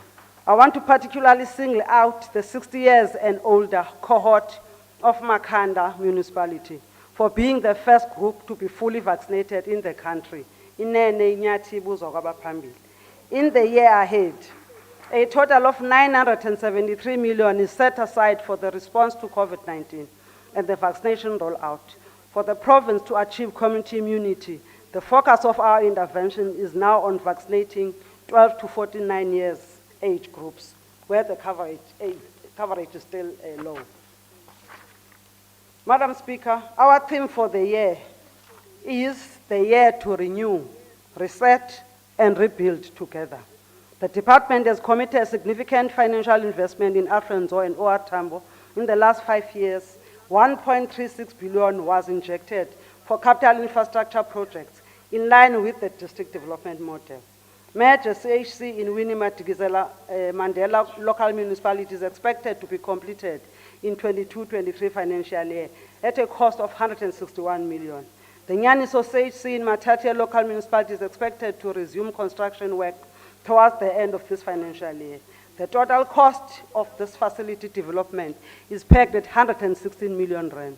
Through partnerships, we are very proud that our social partners are assisting us because we've got Samanco, which is our partner, Samanco Holdings, that the department has recently completed the construction of Mpindweni CHC in Mzimvubu at a cost of 18 million rand. The community of Ingquza celebrated the launch of the 167 million state-of-the-art Flagstaff Community Health Center. The department has budgeted 82 million in the year ahead for the refurbishment of primary health care facilities across the province and a further 27 million rand towards equipping facilities with much needed machinery and equipment. The construction of clinics of Tsebe and Kogamouth will commence in 22-23 financial year. Currently, communities there must cross rivers to access health services. Design documents are ready. The construction will cost a total of 90 million for both projects for 2022-2023 MTF. The program of eradication of mud structures continues, and through our implementing agent, DPWI, contractors will be appointed in 22-23 financial year for Balfour Clinic in Amatole District, Ilinge Clinic, and Pilani Clinic in Krisan. The department utilized 1.4 billion budget allocated in 21-22 financial year for maintenance and repairs, upgrades and additions and new infrastructure assets. A further 1.5 billion in the 22-23 financial year has been allocated for all CAPEX programs. During 22-23 financial year, the construction of Sipetu Hospital in Tabankulu Alfenzo district will be completed at a total cost of 562 million rand. Also in 22-23, the department will complete the construction of Husong TB Hospital at a cost of 504 million rand in our Frenzo district. The department has allocated a total of 315 million rand over the MTF and outer year for a total replacement of Greenville Hospital in Bizana. The community of Qobo will be pleased that there is a contractor on site to carry out renovations and refurbishment in phases at the SS Gita Hospital. We have invested 39.7 million rand in this project. The department has also embarked on the refurbishment of water and wastewater treatment plants at various hospitals across the province in order to comply with Department of Water and Sanitation regulations for safe disposal of wastewater. A total of 110 million rand has been allocated over the MTF period to upgrade the water and wastewater treatment plants at Tafalofefe, Taylor Bequest, Mount Fletcher, All Saints, and St. Barnabas Hospital. The department continues to implement interventions to achieve 90 targets for HIV. The department has reached 93, 72, 89 this financial year on HIV. The department reached 92, 91, and 79 towards TB targets. Eastern Cape AIDS Council, in collaboration with the Department of Health Development Partners and civil society, has embarked on U equals U campaign. This stands for undetectable equals untransmittable. It is a campaign that focuses on promoting adherence to treatment and viral suppression amongst people living with HIV/AIDS. The department will roll out the U equals U strategy to all the districts as it will assist in increasing lifespan for individuals. For 22-23 financial year, 1 billion rand has been set aside for HIV and AIDS from conditional grants so that 90% of clients who are currently on treatment are retained in care, tracking, tracing those that have defaulted treatment, as well as initiating 68,000 new patients on ART. 558,282,000 rand has been allocated for services provided by psychiatric hospitals for the next financial year. The department is currently constructing a perimeter fence at Komani Hospital to ensure safety for patients and staff, and the cost for that project is 8.9 million rand. We'll also renovate and repair Tower Hospital in 22-23 financial year. Upgrading will include erecting an appropriate perimeter fence at the site. The development has allocated over 39, the department has allocated over 39 million in the 22-23 financial year for the upgrading of 72-hour mental observation units, and we have identified facilities that will be doing that across the province. We have successfully completed 1,145 cataract operations in 2021-2022, despite the limitations of the pandemic.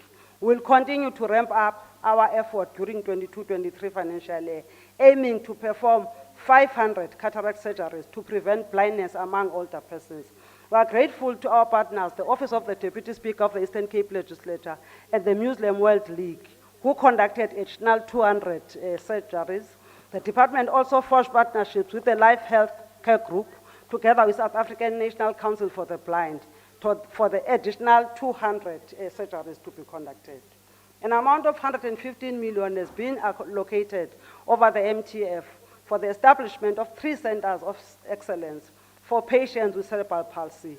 An amount of 60 million has been allocated specifically for the procurement of the equipment and assistive devices for the management of CP. We shall procure 3 custom-made vehicles adapted to accommodate CP patients and their caregivers when attending to our CP clinics. A total of 34 projects with elements of health professional housing are in various stages of planning, procurement, construction, and closeout. These projects currently form part of the department's infrastructure plan for the strategic period under review. A total of 203 bed spaces were created for health professionals at a tune of 237 million rand. There is further 14 projects to be done at various stages at a value of 707 million rand. Strategically, there is a need to have a longer-term view to healthcare financing. The state of health finances is central to the critical economic recovery and liquidity of this province. It has become increasingly difficult to respond to healthcare needs in the face of the tight fiscal constraint. For this reason, a health turnaround strategy has been developed, and it has 5 pillars: financial stability, sustainability, integrated medical-legal, service delivery optimization, leveraging digitalization of e-health, and strategies to ensure healthier communities. In the 2021-2022 financial year, we replaced 17 ambulances, 4 planned patient transport vehicles, and 6 response vehicles. The department has allocated 137 million rands to address the ambulance wash bays and general upgrading of facilities in the strategic period. When I delivered the policy speech last year, I committed that we could attend to the issue of accreditation of Lelita College. Honorable Speaker, in June 2021, South African Nursing Council accredited Lelita's 3-year diploma program. What is now due is the approval of registration by the SAQA. The submission has been made during 2021 academic year. We are awaiting a response to that regard. We remain grateful to NGOs, CBOs, business, faith-based organizations, traditional leaders, communities, and civil society at large for donating your money and time in ensuring that we continue moving e-health forward. We deeply appreciate our service providers who have been patient with us and continue to render services even when we are not able to meet our obligations. We thank our strategic partners and the private sector without whom we would not have been able to deliver some services. Our biggest thank you goes to every Department of Health employee who braved the unknown COVID-19 enemy from day one. Your efforts did not go unnoticed. Honourable Member, you have 1 minute remaining. We are truly appreciative to the oversight that is made by our portfolio committee, and we are also deeply grateful to the department's HOD, Dr. Wagner and her team, and my co-staff for the hard work and diligence in compiling the inputs of this policy speech, APP and operational plan. Madam Speaker, allow me to present the Eastern Cape Department of Health budget allocations, annual performance plan, and operational plan for 2022-2023 financial year for consideration and approval. Thank you, Honourable Member. The policy speech and all the table documents. Okay. Let me allow the members there to finish. And you are sitting on top of each other. It is in contravention of the House. If you are from the Department of Health, MEC, please speak to they are sitting on top of each other. They are not conforming to the social distance. Can you please come forward? There's more than enough space, please. The policy speech and all the table documents stand referred to the portfolio committee responsible for the subject matter of the vote in terms of Rule 161, subsection 2. I will now ask the Secretary to read the 4th order of the day. Tabling of budget vote for social development. I call upon the MEC responsible for the Department of Social Development to present the 2022-23's policy speech in terms of Rule 202, subsection 3. Over to you, Honourable Member. Thank you, Speaker.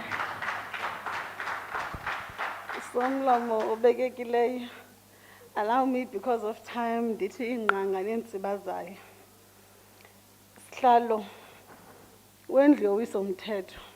in his State of the Nation address earlier last month, His Excellency President Cyril Ramaphosa called for an urgent necessity to fuse our efforts in tackling our present-day challenges. President Ramaphosa articulated a need for what he termed a new consensus. He said it must be, and I quote, a consensus that is born out of a common understanding of our challenging situation and recognition of the need to address the challenges of unemployment, poverty, and inequality. Honorable Speaker, the department is conversant with the fact that we are now at the midterm of the 6th administration, with only 7 years left towards the realization of the goals set out in Vision 2030. This means we must prioritize the implementation of programs which will yield the greatest impact towards the attainment of Vision 2030. Honorable Premier, as we mark the midterm review of the 6th administration, allow me to report on some of the achievements towards meeting the objectives of the NDP and PDP from 2019 until the third quarter of 21-22 financial year. In our endeavors of building resilient families, we have successfully implemented family preservation, reunification, and parenting programs, including Indlezana, a groundbreaking project aimed at temporary safe care for children in need of care and protection. This project was launched in the Winnie-Madikizela Mandela municipality and has reached 107,563 family members. In supporting individuals and families facing undue hardship, we have assisted 15,756 households across the province. Further, in the promotion of universal access to early childhood development, we have reached 200,702 children in the province. The department has accelerated efforts towards victim empowerment, gender-based violence, and substance abuse, reaching 219,422 people. The department, in collaboration with other stakeholders, has successfully implemented the Provincial Drug Master Plan through Substance Abuse Prevention Program, reaching 205,864 people. Our social and behavioral change program, which seeks to reduce risky behaviors in our young people, has reached 146,462 young persons. In the promotion of youth development, we have successfully supported 346 youth development structures. 6,354 young people have been provided with skills development, and we have mobilized over 32,000 young people to participate in the social development and economic agenda of the province.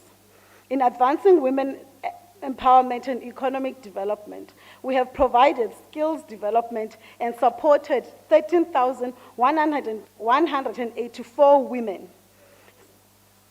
In the promotion of funding provisions of the Constitution on human dignity, the department has identified the sanitary dignity drive, benefiting 44,809 female learners across the province, with the aim of keeping the girl child in school to mitigate the risk of girls skipping school during their menstrual cycle. The department has successfully spearheaded and coordinated more than 164 poverty alleviation initiatives and projects through 12 provincial government departments and our 39 local municipalities. Now, despite the ECD function shift, the department still remains with the responsibility of prioritizing the full implementation of the Children's Act in realizing the mandate to care and protect for our children, as child care and protection remains the primary mandate of DST. This must be done whether the child is at home, communities, schools, ECD, or our child care and protection institutions broadly. Honorable Speaker, in translating both the NDP and PDP, the province has 7 key priorities through which we seek to build the Eastern Cape we want, by creating jobs for the jobless, reducing unemployment, enhancing food security, alleviating poverty, and building equal opportunities for all our citizens. To realize these commitments is a recognition of the need for a new consensus through empowering and enhancing their capabilities for improved social functioning from the cradle to the grave. Our point of departure reaffirms the clarion call from the State of the Nation address by our President Cyril Ramaphosa that states, "No one must be left behind." I will now, Honorable Speaker, outline the plan and the focus for the year 22-23. On care and support to families, Honorable Speaker, as families are a foundation and the cornerstone of our society, it is within families that individuals are born, cared for, protected, and developed. At the core of our intervention as a department, we seek to build empowered and resilient families. Instability and disintegration at the family level fundamentally contributes to the manifestation and the increased incidences, which include rising social distress, substance abuse, violence, and crime. In turn, this situation has long-lasting effects resulting in the decay of the moral fiber, social values, and the norms of our communities for generations to come. In strengthening the stability and resilience in families, the department will focus on the Family Preservation Program, targeting 15,932 family members, on family reunification, targeting 409 family members, and our family parenting program, targeting 10,944 family members, with the budget of 9.2 million. On children and youth development, investment on care and protection of children. Honorable members, our Constitution has committed to the full realization of equal children's right to survive, to be cared for, protected, and developed to their full potential. As we commit to invest in a child in each household and community in the province, I am reminded of the words of our struggle icon, Utatu Mandela, and I quote, "Our children are our greatest treasure. They are our future. Those who abuse them tear at the fabric of our society and weaken our nation." The foster care program has proven to make a valuable contribution to the quantum of care options available to children in need of care and protection. The department will accelerate efforts to implement foster care services through placement of 3,013 children in foster care. This will be in addition to the already 67,745 children already with valid foster care orders. The department will further ensure access to residential care and support programs for 1,418 children in need of care and protection through our 27 funded CYCCs and the 3 state-owned CYCCs in our districts. For the child experiencing developmental difficulties or disabilities, we commit to provide access to partial care services and special daycare centers targeting 1,739 children within our 30 centers. For the child who is begging and working on the street vulnerable, the child who is in a state of physical and mental neglect, we will provide community-based prevention and early intervention services to support 24,292 children in need of care and protection, with specific programs aiming at moving them from vulnerability to resilience through the implementation of our RESIHA model. On child poverty and malnutrition, as the study conducted by the Child Gauge in 2020 revealed that severe acute malnutrition is one of the 3 leading causes of child death, and the number of stunted children is increasing. In response to child malnutrition, we will expand our interventions in implementing the Integrated Mother and Child Development and Support Program, which will target 800 women with children below the age of 5 who are affected by malnutrition, from our local municipalities of Ntabankulu in Alfred Nzo, Lusikisiki and Port St. Johnson, OR Tambo, as well as Ingoba Themba in Chris Hani. On youth development, as a department, we are determined to forge partnerships with young people through ensuring youth access to opportunities, facilitating education attainment, especially for young women, as well as empowerment, skills development, and strengthening of youth structures. In advancing the rights of the young girls to education, our commitments remain strong in ensuring that girl learners in quintile 1 to 3 schools and special schools of children with disabilities receive sanitary dignity packages on time. This will enable them to stay within the school system until they graduated grade 12 to improve the level of menstrual health, hygienic practices, and the quality of life in general. The program targets to reach 70,825 girl learners. The total budget for this program is 34 million. For young people at the Center of Economic Transformation, Entrepreneurship and Job Creation.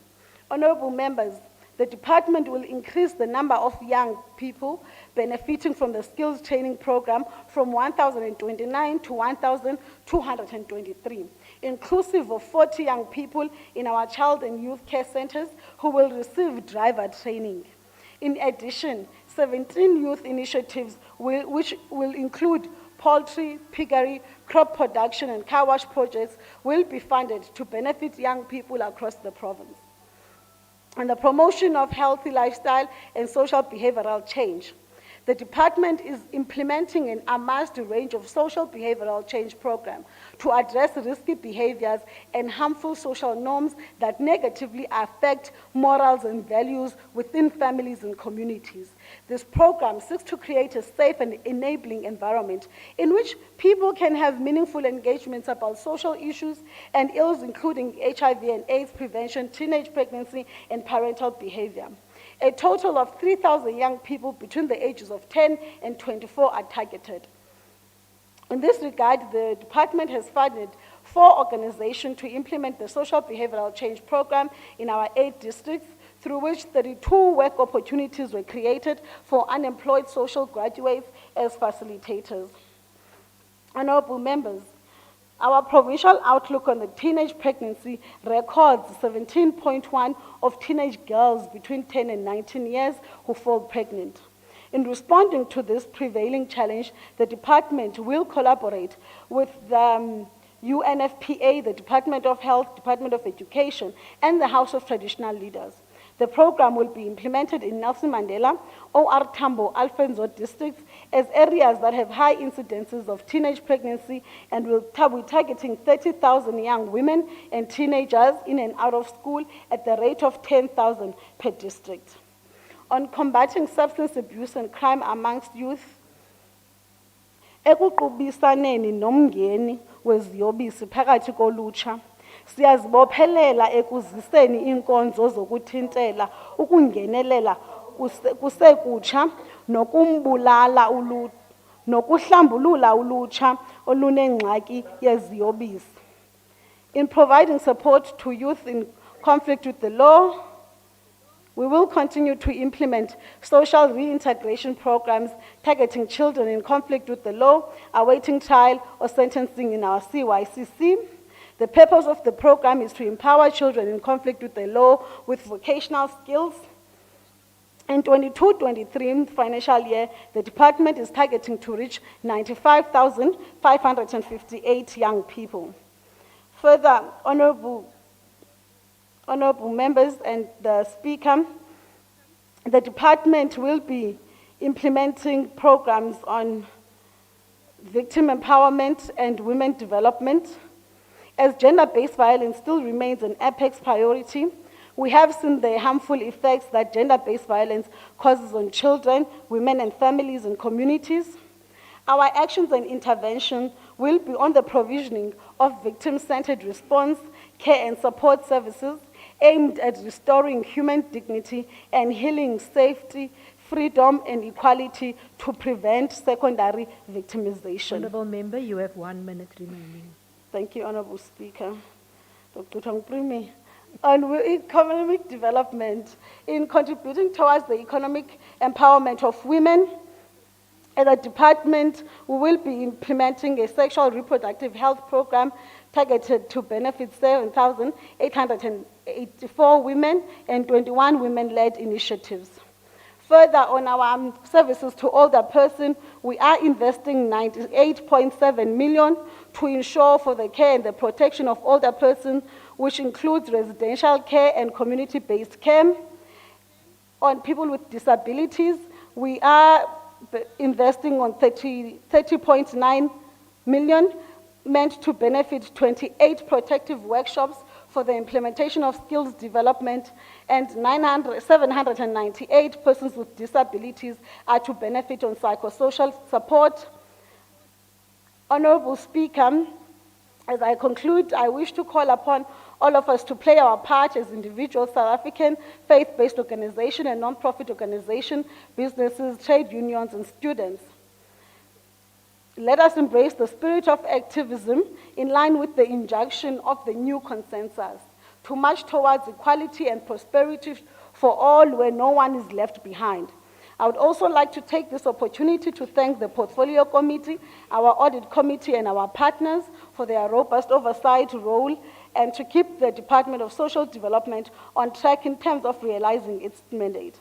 I now, Honorable Speaker, table the budget for the Department of Social Development for the province of the Eastern Cape by a donkey. Nita Danke. Thank you so much, Honorable Spokazi Mani Lusiti. The policy speech and all the tabled documents stand referred to the Portfolio Committee responsible for the subject matter of the vote in terms of Rule 161, Subsection 2. I will now ask this, Honorable MEC, we've not even called the order.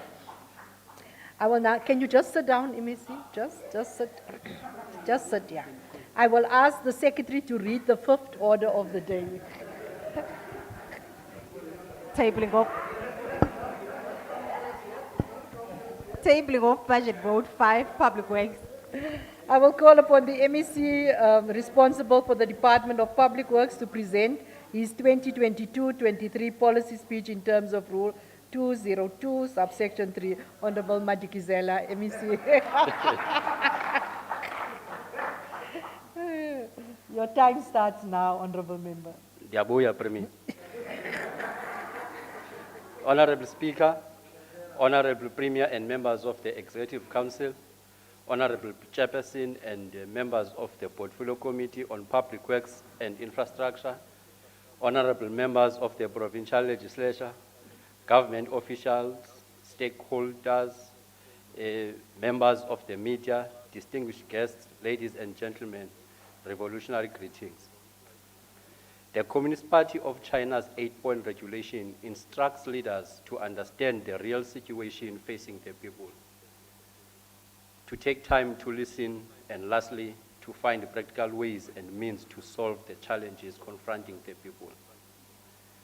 We continue to follow these orders as we implement the mandate of the 6th administration. Madam Speaker, kunyaka ophilileyo ndathi kuzoqhuzuthuli kungacelwa into engapheliyo. This policy speech on one part is an account of our work, and it also marks the half of the 6th term. The speech itself is tabled on the year of unity and renewal to defend and advance South Africa's democratic gains. What a compelling time to reflect and commit to do better to serve our people. Serve now. The department for the 2022-2023 financial year has been allocated an amount of 2.5 billion, an increase of 2.3% from last year's main appropriation. Honorable members, the implication of this minimal increase is twofold. In that, in the foremost, the department has to do more to generate revenue. Secondly, the department must find creative ways to deliver services to client satisfaction. Madam Speaker, 2022 as also marks the 2nd year of our departmental transformation agenda. I am happy to announce that we now have an approved organizational structure. The approved structure repositions Public Works and Infrastructure as an implementing agent of choice for social infrastructure in the province. The structure further introduces 2 key capabilities, one of being facilities management and the other being the transversal infrastructure coordination, whose tool we serve now. Honorable members, we started the 2021-2022 financial year with a commitment of a madman to transform the property sector. In this regard, we shall be convening the Property Development and Investment Conference on the 31st of March 2022.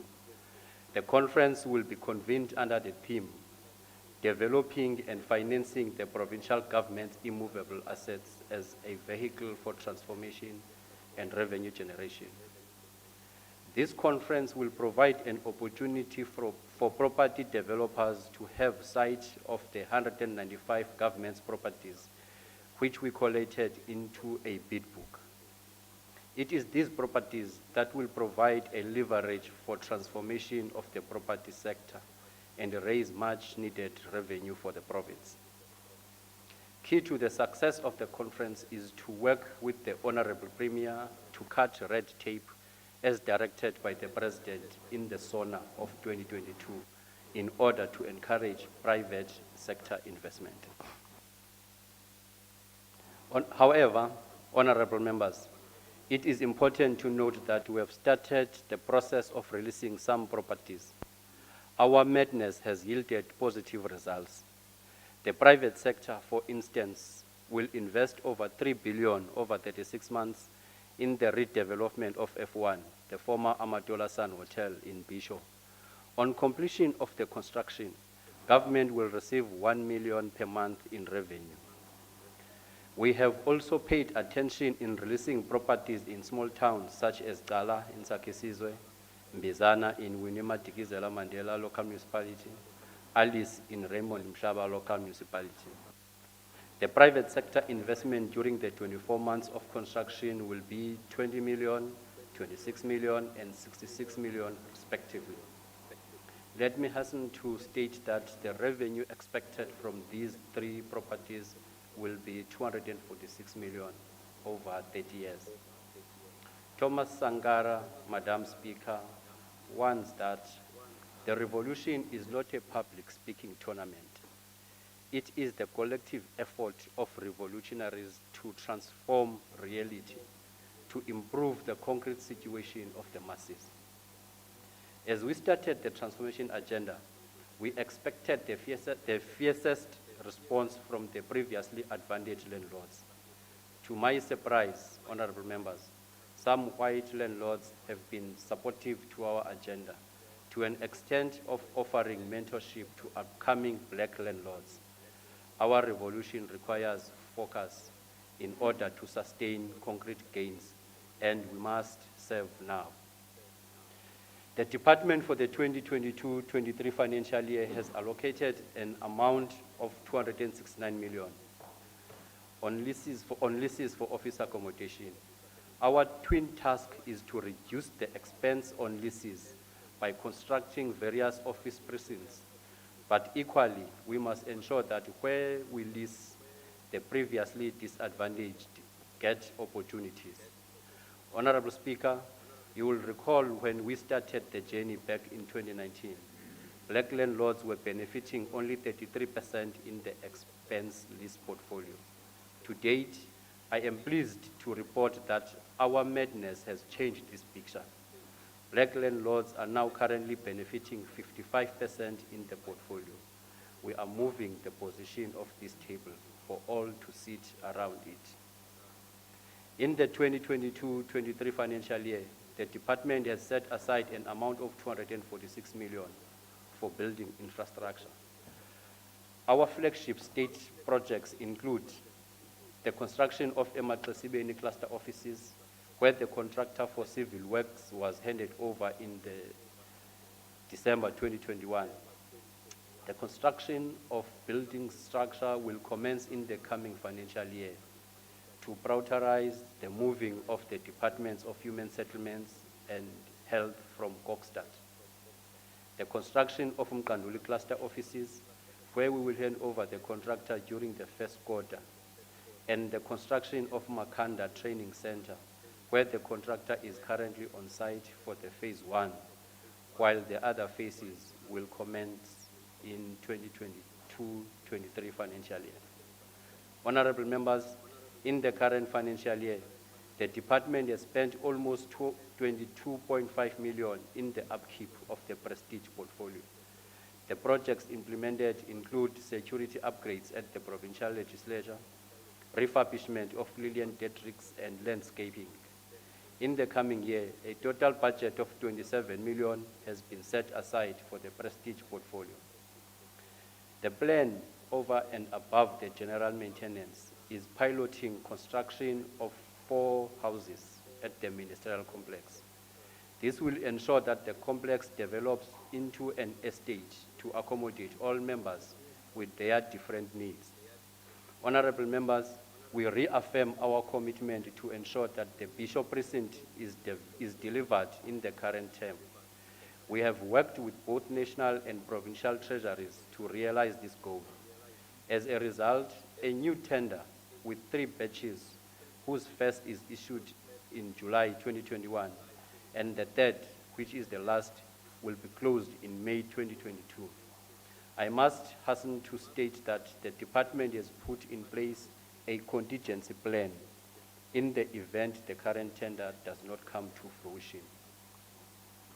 We have concluded the plans for the development of other precincts in Sarah Batman and Port St. John's.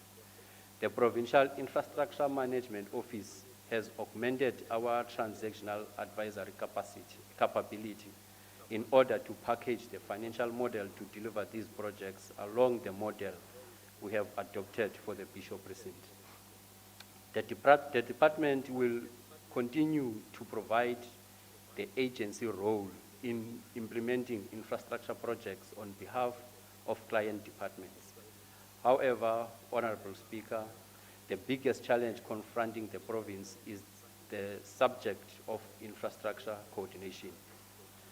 Madam Speaker, we have gathered valuable inputs from various role players in the process of crafting the Provincial Infrastructure SMME development strategy, which is in its final stages of consultation. However, at the end of February 2022, 40 direct awards to the value of 151 million were made to contractors in the contractor incubator program. Furthermore, a total of 127 direct awards with a total value of 397 million were made to Eastern Cape-based SMMEs. Honorable Speaker, the expanded public works program remains one of the key interventions in alleviating poverty through creation of sustainable work opportunities. As at the end of Q3, the province created 117,633 work opportunities, surpassing the annual target of 95,718. In the coming year, the department will support all public bodies to create not less than 97,764 sustainable work opportunities. The department, for its part, has set aside an amount of 53 million to create 4,000 sustainable work opportunities. We continue to contribute to the provincial skills pipeline for the built environment. Currently, we have enrolled 134 candidates in the professional development program. These candidates have been assigned to various projects which result in the reduction of professional services costs by approximately 18%. Equally, our contribution to the skills pipeline also talks to the production of artisans in various trades. It is pleasing to report to the House that we have operationalized our Artisans Development and Trading Center in Stainsburg. Madam Speaker, we welcome the unwavering support from our oversight bodies, which assist the department to strengthen the control environment towards maintaining clean, good governance. This is evidenced by the unqualified audit report from the Auditor General with reduced matters of emphasis, as well as the Special Investigation Unit report that cleared the department on procurement relating to fraud and corruption. Honorable members, J.F. Kennedy, addressing the Joint Convention of the General Court of Commonwealth in 1961, had this to say: for all those to whom much is given, much is required.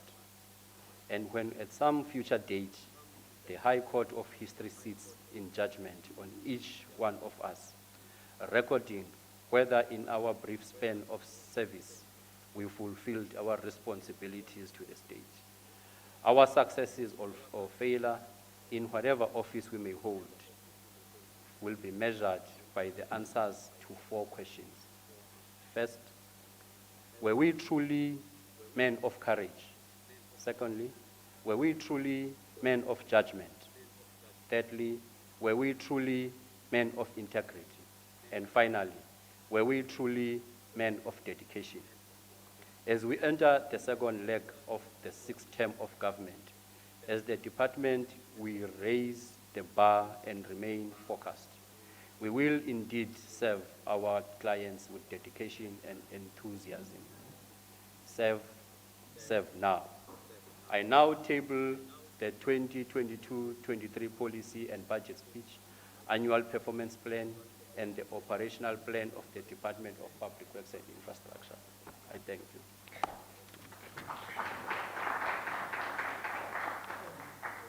No, that way, MEC.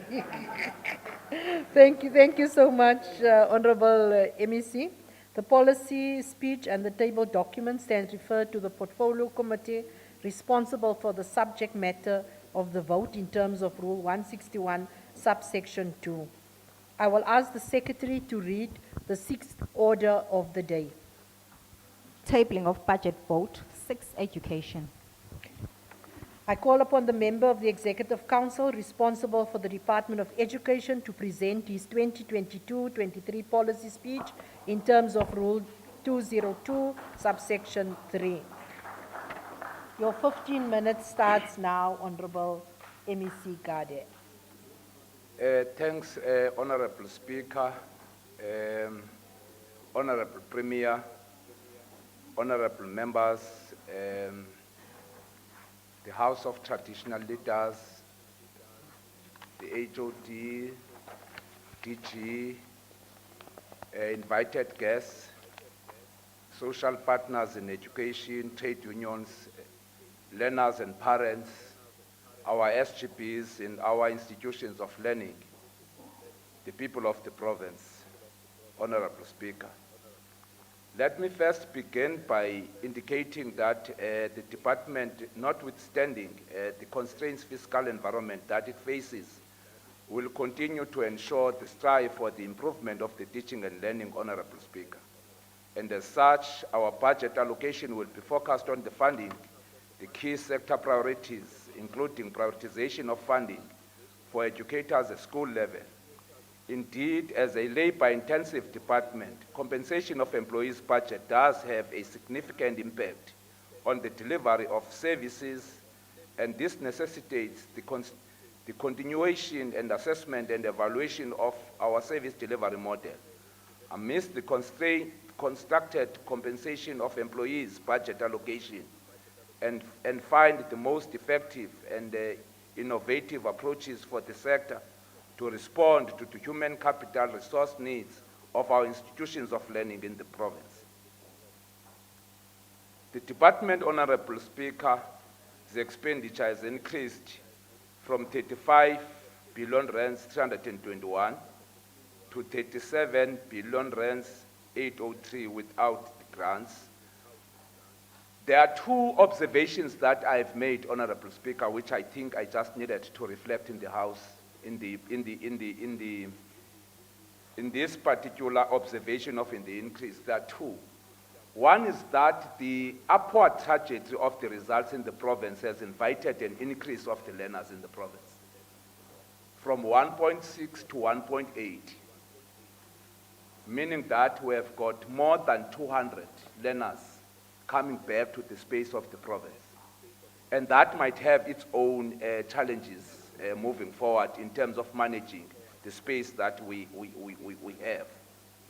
But again, another observation is that whilst we are on the upward trajectory again, that 1.8 that I'm talking about is a reflection that the number of learners that are being lost in the system is decreasing. But I will respond on the following slides. How are we responding to the learners that are being phased out of the system as we continue with the work that we are doing as a sector in the education in the province? Honorable Speaker, we call all our social partners to work closely with the basic education sector in cultivating a culture of reading through the promotion of culture of reading, especially in primary schools. We intend to provide all of our learners with strong literacy foundations.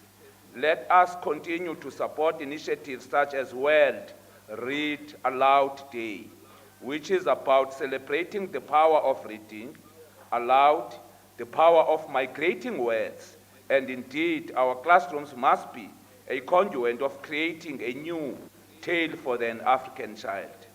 The three-streamed model is part of the Eastern Cape Department of Education Systems Transformation Plan.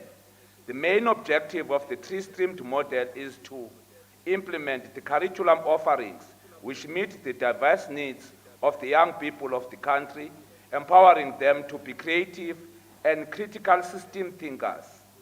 Key initiatives for 2022 medium-term expenditure framework include programs related to the oceans economy, where, Honorable Speaker, we are saying we have got 2 pilot schools focusing on maritime studies. We are busy negotiating currently with East London Port authorities on partnership to establish a fully fledged maritime school around East London, beyond the schools that we have. Again, Honorable Speaker, we are busy negotiating with public-private partnership to establish an aeronautical school at 43 School in Port Elizabeth. This will be the first kind of a school in the country. And again, we are busy negotiating with Volkswagen to donate other engines to resource our technical schools workshops in the province. We started this program with the Deputy Minister sometime last year and gave us about 171 engines in the country. But we're then advancing and consolidating that particular program for the province now, not for the country. Madam Speaker, I'm delighted to announce that again, that the setup of the www.ecdoe.online platform is underway in collaboration with the partners, private partners. This was started with the intervention projects to assist unplaced learners with scholar transport challenges or having comorbidities to get online learning support. The pilot project started 2 weeks ago in Jogabi for 32 grade 8 learners, which happened not to be enrolled in the beginning of the year. We have agreed, Honorable Speaker, that this online schooling program must take a provincial character precisely because of some of the challenges that I have just highlighted on. It can't be just an issue of Jogabi on the basis of that particular school.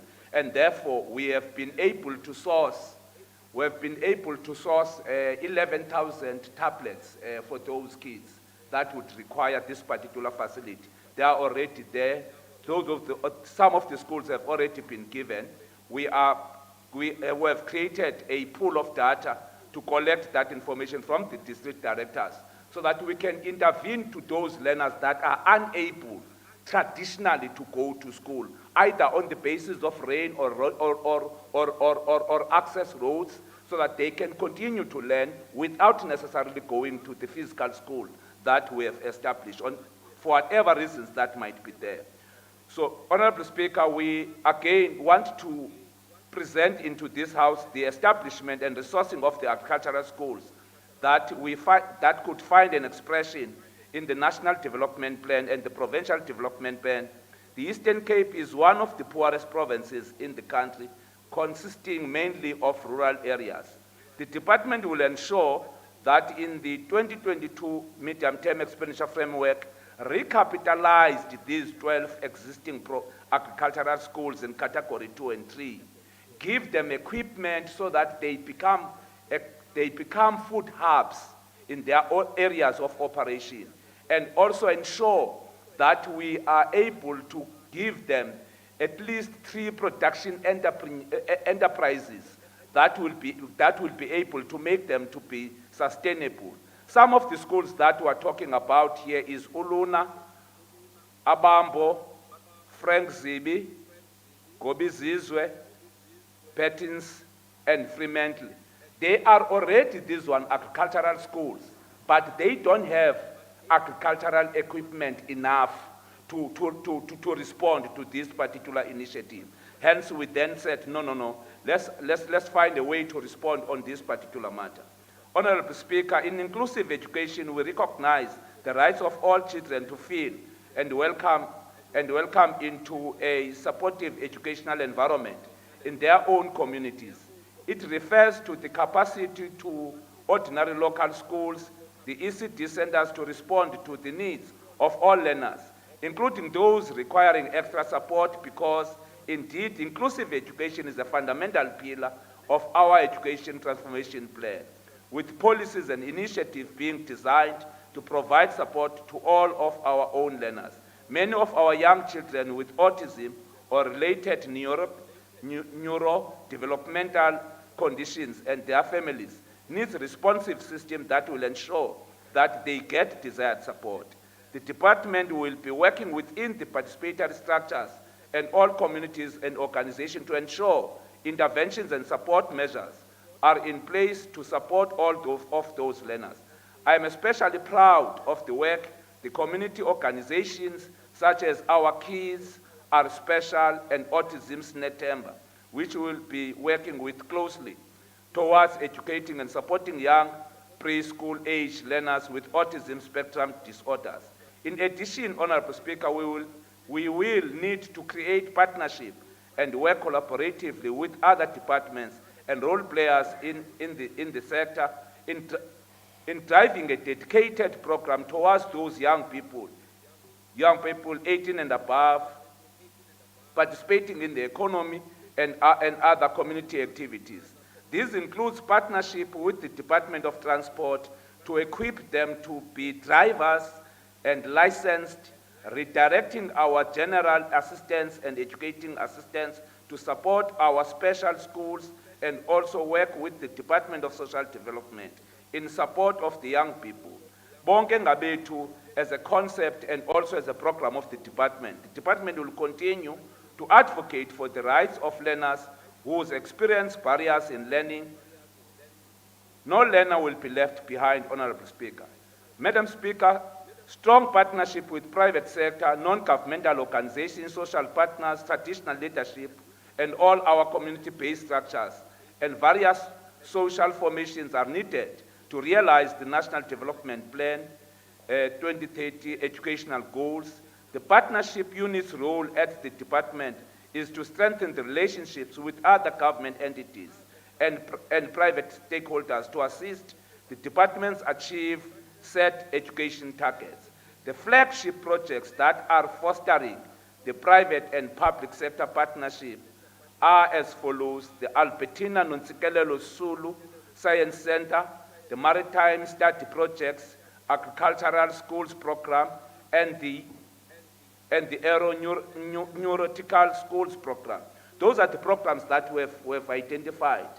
One of the key focus paths in the resuscitating of the Eastern Cape Education Development Trust is Education Development Trust. The need is to revive, establish the Eastern Cape Education Development Trust, stemming from the realization that government and civil society needs each other to meaningfully contribute to the survival and sustainability of each. Honorable Speaker, indeed, education is a societal matter. We need all of us to be dedicated, committed, and vigilant in facing the pandemic. All decisions pertaining to our sector will be canvassed extensively with the people of the province and also with the stakeholders that we work with and recognize their inputs. We are always guided by the wisdom of our own stakeholders, organized labor, inclusive of research studies which has actually informed, Honorable Speaker, that for this term and this financial year, we have realized that we have not done that much in contributing and responding to the integration and the alignment of agriculture as a key strategic focal economic point in the province. Hence, we want to present here that we are going to at least try by all means to establish one first new agricultural high school in the province. In particular, that will be a bit dominant by females, so that we professionalize the sector, but also in professionalizing it, be biased towards the women, introduce the young people, the young women into agriculture as an industry at a low base of basic education in the province. We have identified the Alfredo East because of the fertility of the ground and the studies that we have been able to do, so that whilst we are able to produce a cohort of young people participating in the sector academically, we also respond to the food production, the climate conditions that are prevalent in that particular area. Honorable Speaker, we want to thank the stakeholders in education. I want to thank the cabinet members for having been able to sustain the task ahead of us of ensuring that the basic education in the province is stable. Want to thank the teacher unions, want to thank this House, Honorable Speaker, for the visits that it has been doing in our respective schools, and the people that have been in the helm of driving, ensuring that the education as a sector is stable in the province. And lastly, we want to thank the House of Traditional Leaders for having ensured that within the villages and communities that we are coming from, at least there is hope in each and every household, because to us, education is not just an academic exercise, but an investment into the African people. Thanks, Honorable Speaker.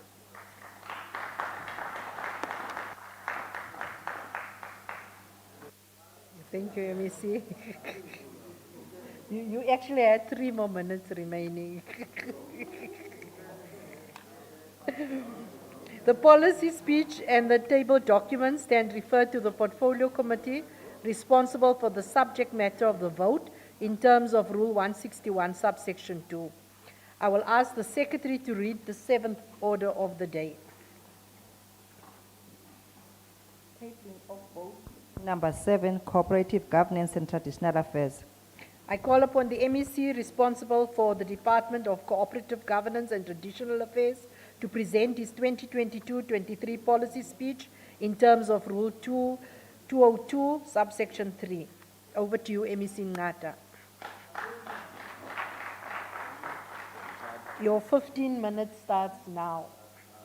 Honorable Speaker, Honorable Deputy Speaker, Honorable Chief Whip, Honorable Premier of the Eastern Cape, members of the Executive Council, honorable members of the Legislature, esteemed kings and queens, and the entire traditional leadership of the province, chairperson and members of the Provincial House of Traditional Leaders, chairpersons of SALGA, executive mayors, representatives of municipal councils present, leaders of faith-based organizations, leaders of academic and research institutions, government officials present, members of the media, fellow South Africans. Honorable Speaker, on behalf of the Department of Cooperative Governance and Traditional Affairs, and indeed on my behalf, I wish to convey our greetings to everyone listening to this august House through various digital platforms. I stand here in this august House to table the budget vote of the Department of Cooperative Governance and Traditional Affairs. This is a momentous event as it happens just a few weeks before the midterm review of the 6th administration. This period requires us to reflect, assess, and evaluate our work to ensure that we are on track towards meeting the targets we had set for ourselves at the beginning of the term. This year marks the 62nd and 37 years of the Sharpeville and Utnik massacres, respectively. These were watershed incidents in our history, and we dare not forget them. These massacres must be a consistent reminder, pardon me, of where we have come from, and therefore remind us where and what we must do to better the lives of our people. The late President Oliver Tambo had this to say during the 10th anniversary of the Sharpeville massacre. I quote, "Now let us talk of freedom. Everywhere in the world today, the oppressed and exploited masses of the people are up in arms. They are fighting against the forces of colonialism and imperialism. They are making great sacrifices to redeem their human dignity and fundamental liberties from the shackles of bondage," close quote.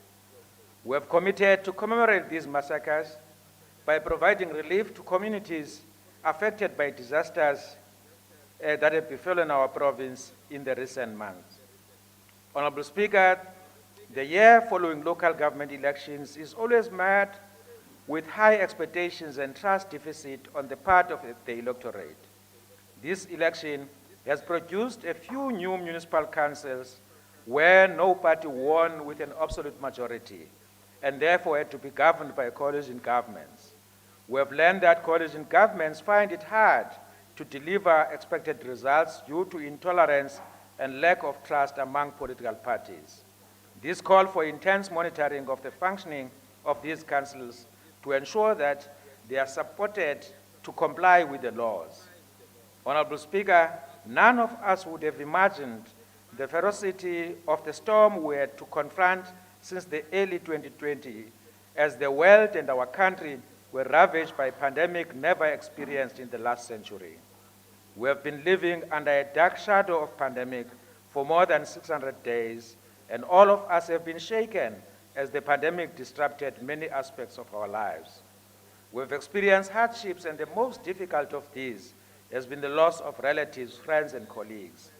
Our department recorded 103 officials were infected and 6 who succumbed to the pandemic. We mourn each and every one of them. Madam Speaker, I wish to take this moment to call on all our people to vaccinate and strengthen our defense against COVID. We cannot lower our guard now, as we are on the verge of winning this war. The triple challenge of inequality, unemployment, and poverty increased by unimaginable proportions, leaving the poor and downtrodden heavily affected. This situation has exacerbated another pandemic of gender-based violence and femicide in our society. Madam Speaker, I call on the people of this province, especially men, to roll up their sleeves to fight this chronic sickness which feeds on the fabric of our society. On top of the GPV, women continue to be the most affected by the burden of unemployment, inequality, and poverty in many parts of our rural province and townships. It was for this reason that President Ramaphosa warned us that, I quote, "For as long as women shoulder the burden of poverty, for as long as they are more likely to be unemployed, for as long as they are paid less than their male counterparts, for as long as they struggle to start business, for as long as they face discrimination in the workplace, for as long as women confront these and other challenges, our vision for an equal and just society will remain elusive," close quote. Madam Speaker, our budget must respond to these societal ills if our vision is to be fulfilled. In the last financial year, the team of the departmental officials crisscrossed the province to conduct awareness campaigns for traditional leaders on GBVF. Our traditional leaders have moved to the front to lead the fight against GBVF. In this financial year, we'll intensify this campaign to strengthen the fight against gender-based violence. We'll engage social partners to create awareness. Madam Speaker, in these last years, our budget was reduced as the provincial priorities changed due to cost pressures posed by COVID-19 and the need to focus on arresting the spread of the pandemic. Resources had to be redirected to life-saving programs, and in that process, compromise the provisioning of basic services to communities. Honorable Speaker, our commitment in building a stable, ethical, and agile administration will continue with our journey towards the realization of a paperless system.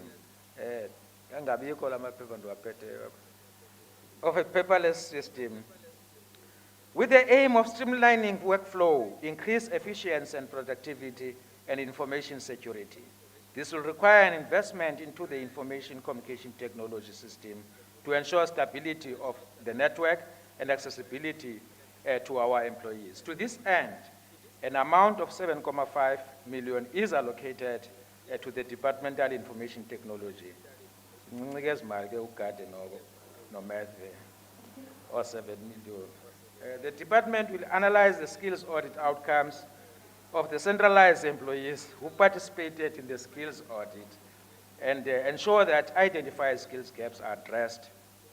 The critical to our decision to integrate the recently graduated,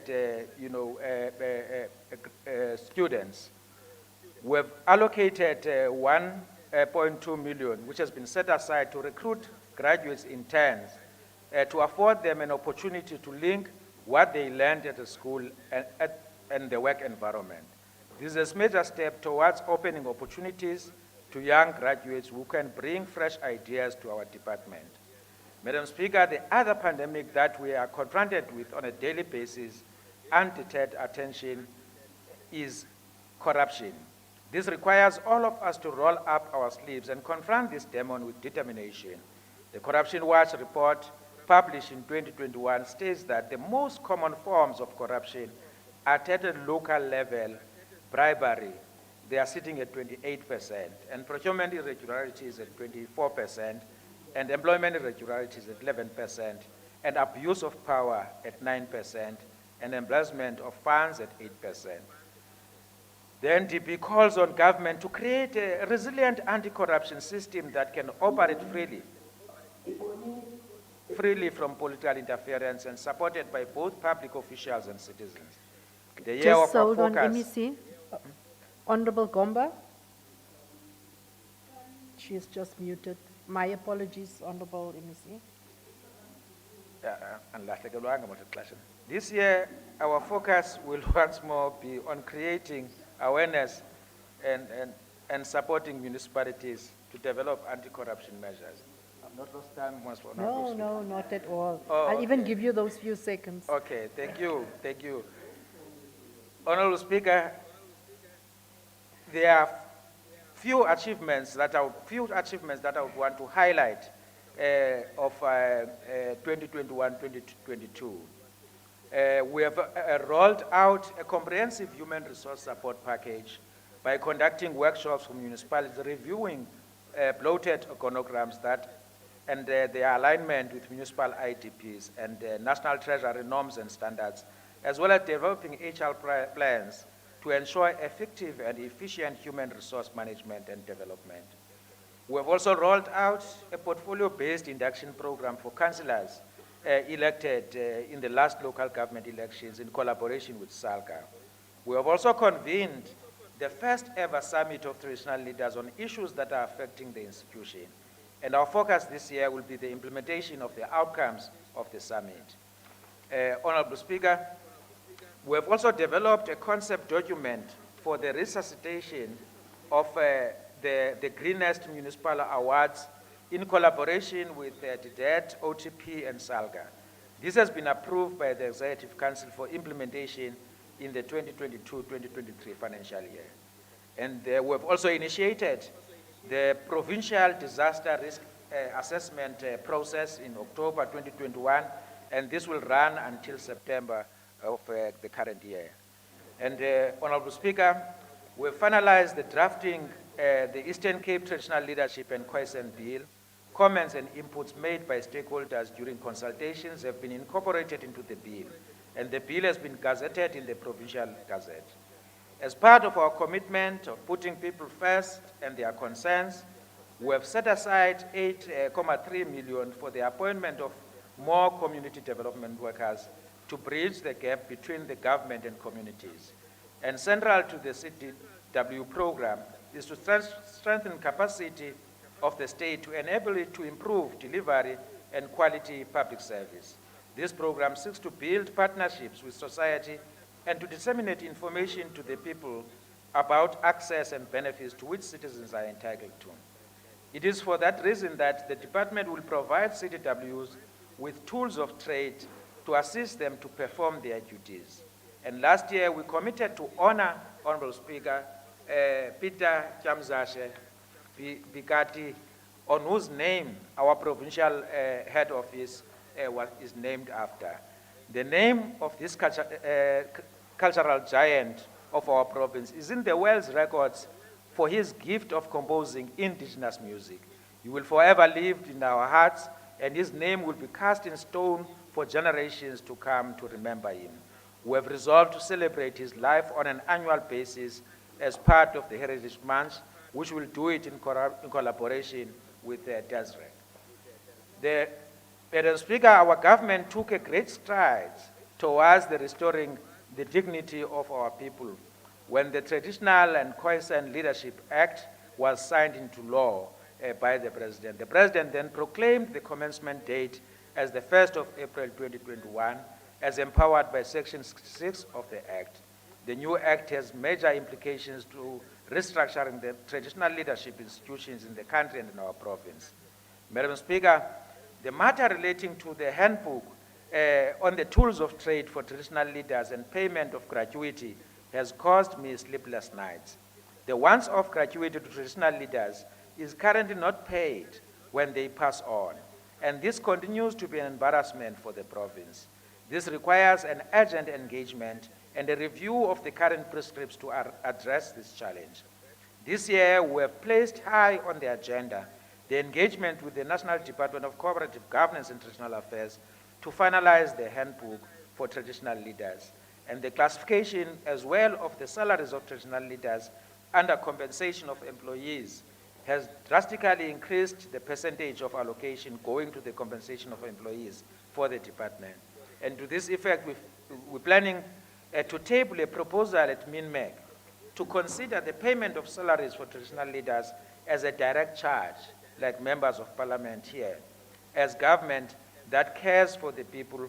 We have prioritized the process to explore a mechanism of the payment of ex gratia to non-returning members of the local House of Traditional Leaders. We will not rest until this matter is resolved. For now, it's only members of the Provincial House that are catered for in terms of ex gratia when they are non-returning, and yet there will be non-returning members for local houses. On the rise, on the issue of the customary... 1 minute remaining, Honorable MEC. How many minutes? 1 minute, Honorable MEC. Oh, no. Am I that slow? No. I never get finished. This is a summary. But,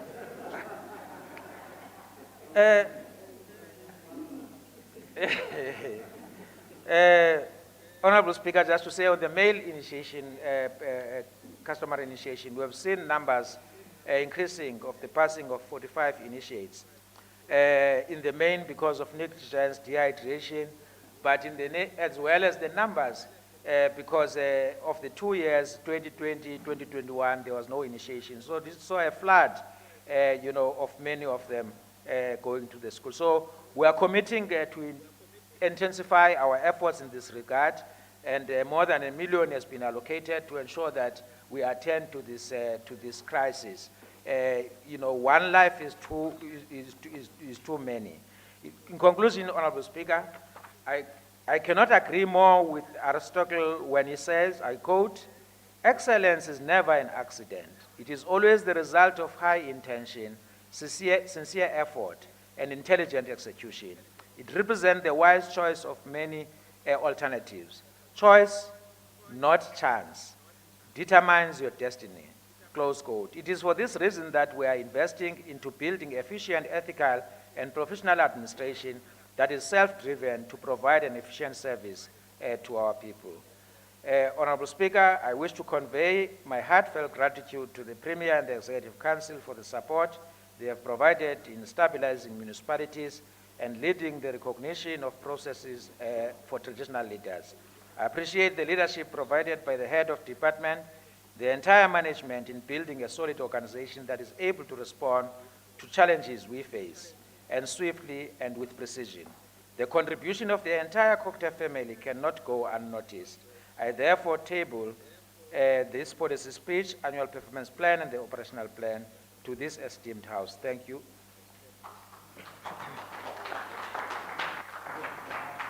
Thank you, Honorable MEC. The policy speech and all table documents then referred to the Portfolio Committee responsible for the subject matter of the vote in terms of Rule 161, Subsection 2. I will ask the Secretary to read the 8th order of the day. Tabling of vote number 8, Rural Development and Agrarian Reform. I call upon the member of the Executive Council responsible for the Department, Rural Development and Agrarian Reform to present her 2022-23 policy speech in terms of Rule 202, Subsection 3. Honorable MEC Peterson. Your 15 minutes starts now. Honorable Speaker, Honorable Deputy Speaker, Honorable Premier, Honorable members of the Executive Council, Honorable members of the Provincial Legislature, Honorable members of the Portfolio Committee, Honorable members of the House of Traditional Leaders, leadership of farmers' organization and rural communities of our beloved province, women and youth in agriculture and rural development, religious leaders, government officials, distinguished guests, members of media, manene nani manenekazi, I greet you all. Madam Speaker, our agriculture sector has shown its resilience during 2020 pandemic outbreak and demonstrated a positive growth of 13%. The employment in the sector has increased from 98,000 in Q3 of 2020 to 107,000 in Q3 of 2021. The department and the sector intends to increase the scale of production, improve our agro-processing capabilities, and increase the market share of our food products within and outside the country. Certainly, this will generate a significant income that will then increase our contribution to the GDP and employment opportunities. All these efforts will contribute to the 5-point plan of the economic recovery of the province. Honorable Speaker, the department is initiating an agriculture and agro-processing value chain blended finance scheme, which will be housed at ECRDA. This initiative has been allocated a seed funding of 50 million to leverage private and public sector resources to increase investment to the sector. To drive this initiative, we'll establish partnerships with agriculture commodity enterprises, intermediaries, industry and development finance institutions in order to broaden the pool of affordable development finance. Government investment portion will support farmers and agro-entrepreneurs with grant funds for production and catalytic commercial infrastructure, while commercial partners will bring loan funding. The scheme is estimated to add up to 110 million of new investment in the sector in its first year. The prioritized commodities are export-orientated, labor-intensive, such as fruit, vegetables, grain, and livestock. Honorable Speaker, on grain value chain, together with our grain partners, will increase average yield to 5 tons per hectare in the targeted 29,800 hectares with an allocated budget of 142.8 million. Madam Speaker, the country has also managed to open export opportunities for red meat to countries such as Russia, China, and European Union. Our province has not yet benefited optimally in these markets. In 2022-23 financial year, the department will play a strategic and catalytic role in delivering fresh and chilled deboned beef through market agents, and we have set aside a budget of 8.7 for the distribution of 350 cattle, 800 sheep, and 150 goats. We've also budgeted 10 million to support custom feedlots with animal feed, medicine, and technical support. Madam Speaker, a budget of 15 million has been set aside to support wool and mohair producers with 3,000 sheep and goats for improved quality of wool and mohair. To improve wool and mohair harvesting and packaging for better income, a total of 16 new shearing sheds will be constructed and 3 sheds renovated with a budget of 22 million. On poultry and piggery value chain, Madam Speaker, we're putting aside a budget of 8 million to support producers with chicks, piglets, feed, medicine, and production equipment. Madam Speaker, in the 2021-2022 financial year, the department supported Lilac Tilapia Farm in Dlambe local municipality with fish feed, fingerlings, and construction of 2,000-ton aquaponics tunnels in Dr. Beyer's Nodier. For the next financial year, we're setting aside a budget of 3 million to continue with site planning, social facilitation, and marine tilapia fish development from Bashe local municipality. ECRDA will continue implementing this project with Doni championing the tilapia fish species development for commercial production. Madam Speaker, the death of 10 distressed black citrus farmers in Amatole district that were overly indebted through the citrus agri-finance intermediaries to the value of 50 million has since been written off due to the support from DELRAT. To ensure continuation of production, the Land Bank has reported that DELRAT has also availed a production grant of 32 million to support these farmers, of which so far 17 million has been dispersed to 14 citrus farmers. In the next financial year, the department will support 3 farms to rehabilitate their orchards to the value of 10.8 million. The current government investment to citrus development in the province amounts to 92.8 million. This will enable our farmers to take advantage of export markets such as China, Russia, and Africa. Madam Speaker, on pineapple value chain, we're setting aside a budget of 2.3 million to ensure that the industry becomes inclusive and competitive. Furthermore, the department will partner with the pineapple industry to increase area under production. Honorable Speaker, the province has approved the Eastern Cape Cannabis Strategy aimed to champion legislative reform that allows for commercialization of cannabis.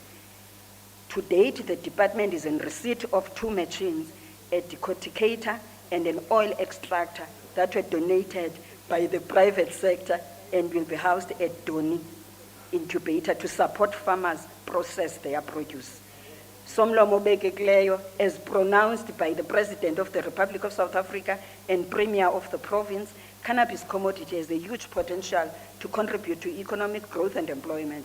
The province has heeded the call to commercialize the gold of Amampondo by aggressively embarking on an investment drive to create viable cannabis industry through commercial cannabis incubators in Amatole and OR Tambo with a budget of 10 million. These 2 incubators will enable investment by private sector, drive product and demand aggregation. It remains our responsibility to protect the current growers and assist them to benefit from the cannabis economy. Madam Speaker, we must also acknowledge that no investor will come and invest their money if we are not able to resolve unnecessary social conflicts which inhibit economic development and job creation. It therefore demands all of us as 3 spheres of government, stakeholders and community at large to decisively address these conflicts. Having acknowledged the above predicament, the department will carry on with supporting grain, fodder and vegetable production in all irrigated areas with a total budget of 19 million. The department, in partnership with the Provincial Treasury, is working with the World Bank to develop small-scale irrigation model to be used for local food production. This partnership will pilot use of household irrigation system to improve production and activate horticulture value chain. Under the infrastructure development, which will enable economic growth, we are setting aside a budget of 134.8 million. Honorable Speaker, for 22-23, the department has set aside 44.8 million under animal health support towards the purchase of dipping material and vaccines, towards the control and treatment of animal diseases. In addition to the animal health service to the farmers, the department will provide 4,564 export certificates that control the movement of animals and animal products. Madam Speaker, high standards have been set and good foundation has been laid in repositioning the Doni Agricultural Development Institute to be the center of research, technology and product development. This is achieved through experts in the field of agriculture science research that drive knowledge generation and technology development. In recognition of excellent scientific work done by the department, I am congratulating one of our scientists, Professor Nkululeko Nyangiwe, who has received honorary professorship from University of South Africa in the Department of Agriculture and Animal Health for a period of 3 years ending in April 2024. In the next financial year, we're setting aside a budget of 15 million to drive research and technology development. Furthermore, the research program will pursue partnerships with research institutions and other entities to accelerate product development. Madam Speaker, we're setting aside a budget of 16.7 million for farmer skills development and also 10.9 million for agribusiness youth incubation and graduate placement program.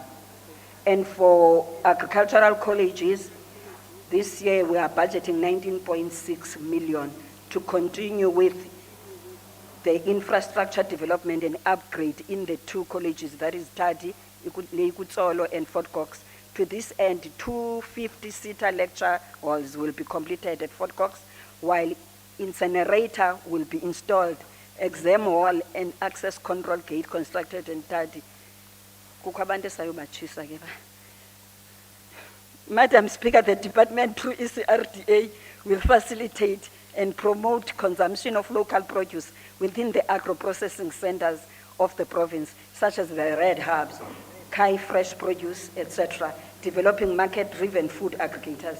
The focus of aggregators will be on specialized food products such as grain, eggs, poultry, red meat, and meat products, vegetables, and citrus. This program in the ensuing financial year will target 50% youth and women aggregators.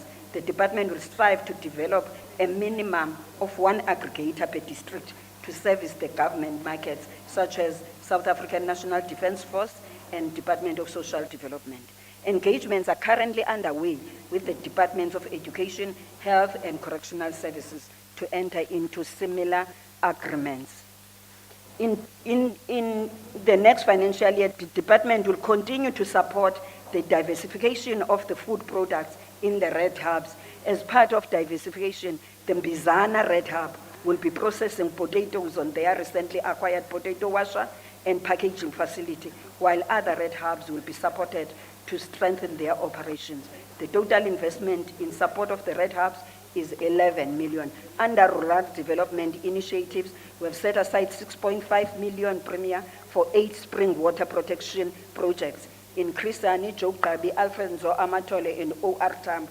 And also, in the 2021-2022 financial year, we have commenced with the revitalization of township and rural economy by implementing rural market centers in Amatole, Krisani, and OR Tambo. And we have set aside for the next financial year 4 million for that program. And also we have set aside a budget of 4 million to support 100 clothing and textile small businesses with sewing machines, material and equipment in all 6 districts of the province. Honorable Speaker, I'm pleased to announce that Provincial Treasury has approved the procurement of Magwa tea products by provincial departments, local government and public entities. And this will increase the sales, revenue, and improve commercial viability of the estate. Siyacela ke nalendlu yowisomthetho ithenge iMagwa tea. MET is diversifying its operations into ecotourism, cannabis hub, and high-value agriculture production. On ecotourism, the estate has constructed a restaurant, and this forms part of the Central Tourism Hub and Adventure Center within the estate. The department and ECRDA are currently inviting prospective investors to Magwa Majola Tea and Ecotourism Valley to invest in tea production, ecotourism, high-value crops, renewable energy, and property development. In the next financial year, we'll be supporting Magwa with 28 million. Honorable Speaker, it is worth mentioning that the department now has a head of department, Ms. Pokas Ndudane, after a protracted period without one. Under her leadership, I'm certain that the department will continue to strive to achieve clean administration, good governance, and promote ethical leadership in all its structures of management. I would also like to thank the COO of Dr. Da, Mr. Daiman, and the departmental management and staff for the sterling work and support during his acting capacity as the head of the department. Honorable Speaker, the department has again received an unqualified audit opinion in the last audit period and is striving to improve the audit opinion to a clean audit. The department has managed to pay 96% of its invoices within 30 days of receipt of invoices. We'll strive to pay all suppliers within the legislated period of 30 days. Madam Speaker, as I conclude, we commit to work hard to speed up transformation of rural economies through commercialization of agriculture in changing the lives of our people for the better. We took the baton from our forebears and predecessors In this sixth administration, we still pursue the agenda to fulfill our goals underpinned by principles and values of Freedom Charter. Of course, the course is too long to complete. Ours, however, is to make an indelible mark so that our successors can easily take over the baton and finish the course. As former President of the Republic, His Excellency, Mr. Thabo Mvuyelwa Mbeki, once wrote, open quotes, "Those who complete the course will do so only because they do not, as fatigue sets in, convince themselves that the road ahead is still too long, the inclines too steep, the loneliness impossible to bear, and the price itself of doubtful value." Close quote. Ndibulela bonke amagosa esebe ngokukhokhelwa inhloko yesebe ngokuba bawenze wonke lo msebenzi uba ube lula. Honorable Deputy Speaker, allow me to table 2022-2023 Annual Performance Plan, Operational Plans and Budget for Dr. Da and ECRDA. Thank you very much. Thank you very much. Thank you very much, Honorable MEC Siyabulela kakhulu, and congratulations to the newly appointed HOD. The policy speech and all table documents stands referred to the Portfolio Committee responsible for the subject matter of the vote in terms of Rule 161, Subsection 2. I will now ask the Secretary to read the 9th order of the day. Consideration of report of the Standing Committee on Public Accounts on Annual and Financial Oversight Reports 2020-21. Thank you very much. I will now call upon the Chairperson, Honorable Dimaza, to present the report. 15 minutes, Honorable.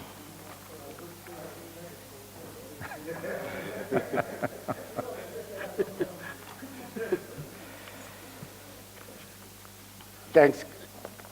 Honorable Deputy Speaker, the Premier of the Province, members of the Executive Council, honorable members, political party leaders, the Chief Whip of the Legislature of the Eastern Cape, and all members, the officials of the department present, and also the visitors in the gallery.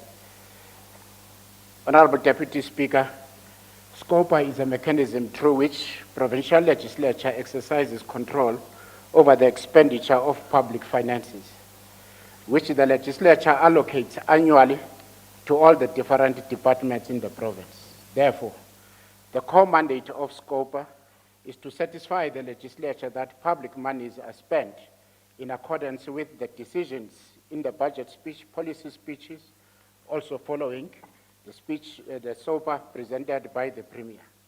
From the 1st of February to the 11th of February 2022, SCOPA in the province conducted hearings.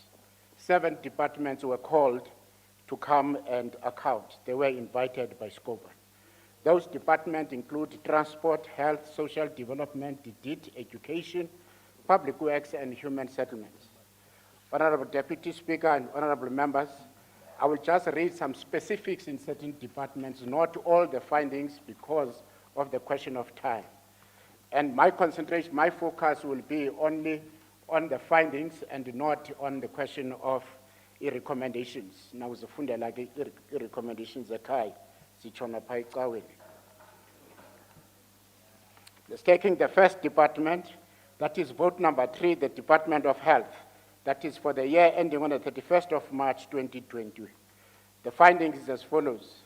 The financial statements submitted for audit were not prepared in accordance with the prescribed and financial reporting framework as required by Section 40, Subsection 1B of the PFMA.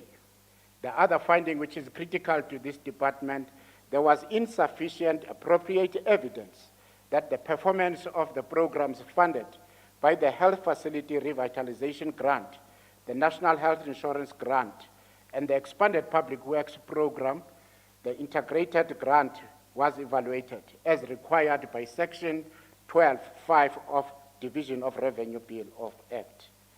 The other to this department, H, in the findings, some of the contracts were extended or modified without approval of the properly delegated official as required by Section 44 of the PFMA and Treasury Regulation 8.2.1 and 8.2.2. Going to the next department, the specifics, even that particular department, that is vote number 4, Department of Social Development. As far as this department is concerned, there's a finding C that the Department of Social Development has accumulated 275.7 million, that is 2019, 2020, 195 million in irregular expenditure that has not been recovered, written off, or condoned.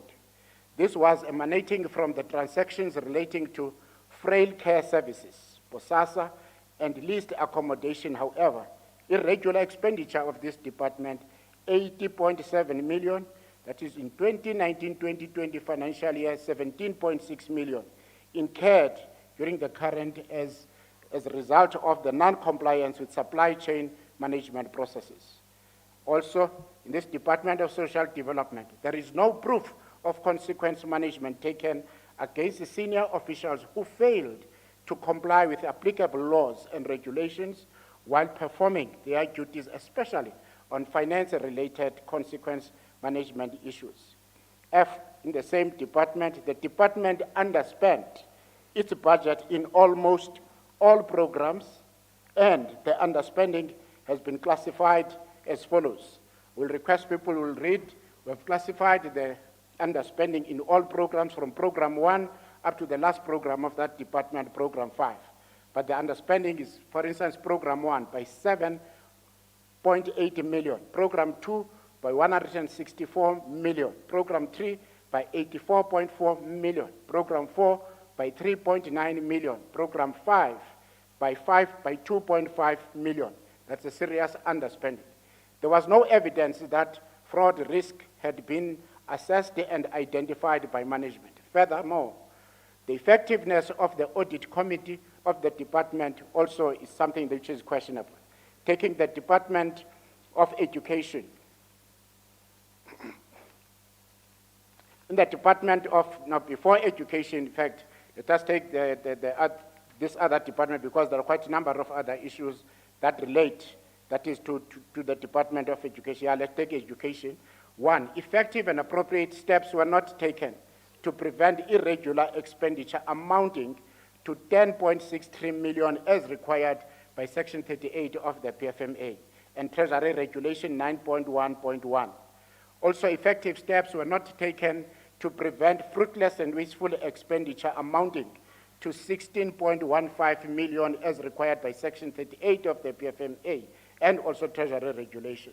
And these two are the recurring findings of this particular department for quite some time. The Department of Education has quite a lot of recurring, that is, findings, which the department has to look into this. There are more than 6 recurring findings in the Department of Education. There was insufficient evidence to prove that disciplinary steps were taken against officials and who had incurred fruitless and wasteful expenditure as required by Section 38, paragraph 1 and subsection H of the PFMA. Moving away from the Department of Education, because of the question of time, let me rush, that is, to the general findings. As far as the general findings of all the departments are concerned, Honorable Deputy Speaker, as Standing Committee on Public Accounts, we raise the following. The current standing and performance of the following departments are a cause for concern. There is a need for urgent intervention as the situation threatens the liquidity of the province. Those departments are the following: Social Development, Education, Health, Roads and Transport, and also the Department of Human Settlements. 2, preventing occurrence of irregular expenditure is still a major challenge that is for most departments that is in the province. And the other one is the committee found that audit intervention plans compiled by the departments are ineffective, not implemented and monitored by some departments, only cover findings by Auditor General for that particular year that is under review.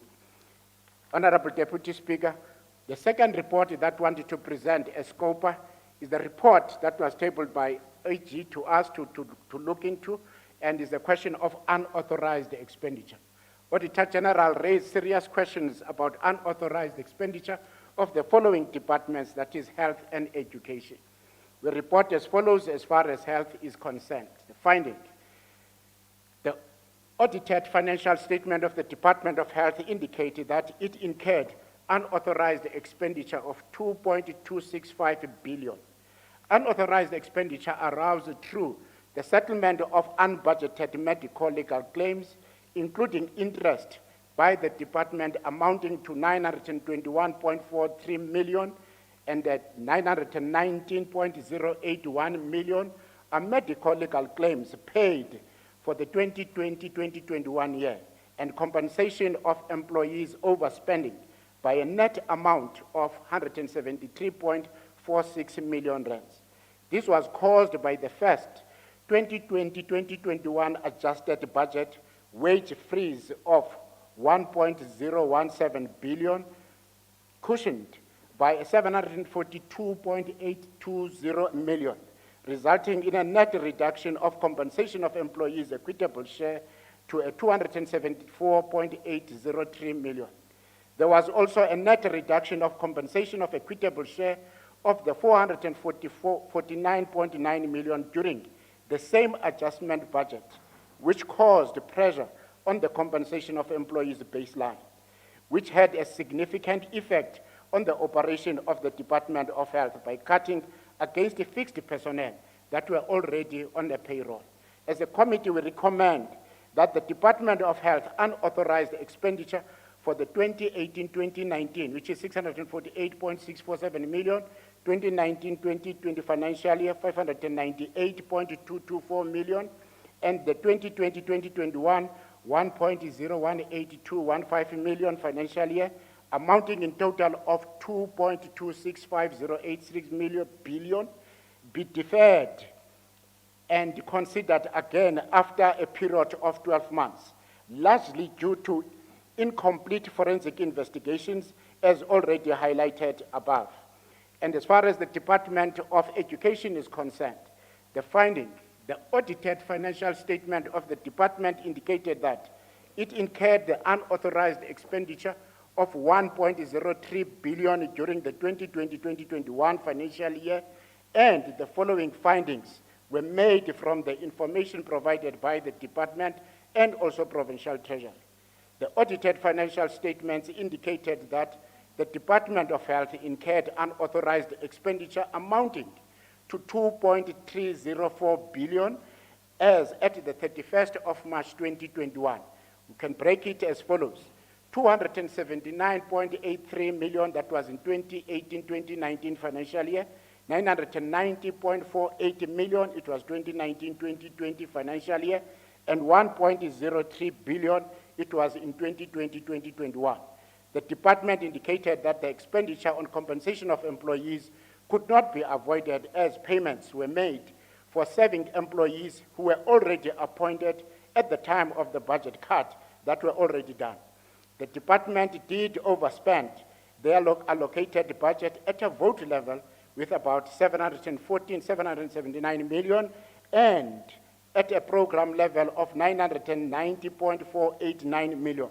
More specifically, under Program 2, that is the public ordinary schools. The overspending noted was as a result of huge budget cuts during the year, which resulted in the reprioritization of the department's budget and managing resources within the available budget. But also we want to note as a committee that no disciplinary action was instituted against the official of the department who is responsible for overspending that is in Program 2.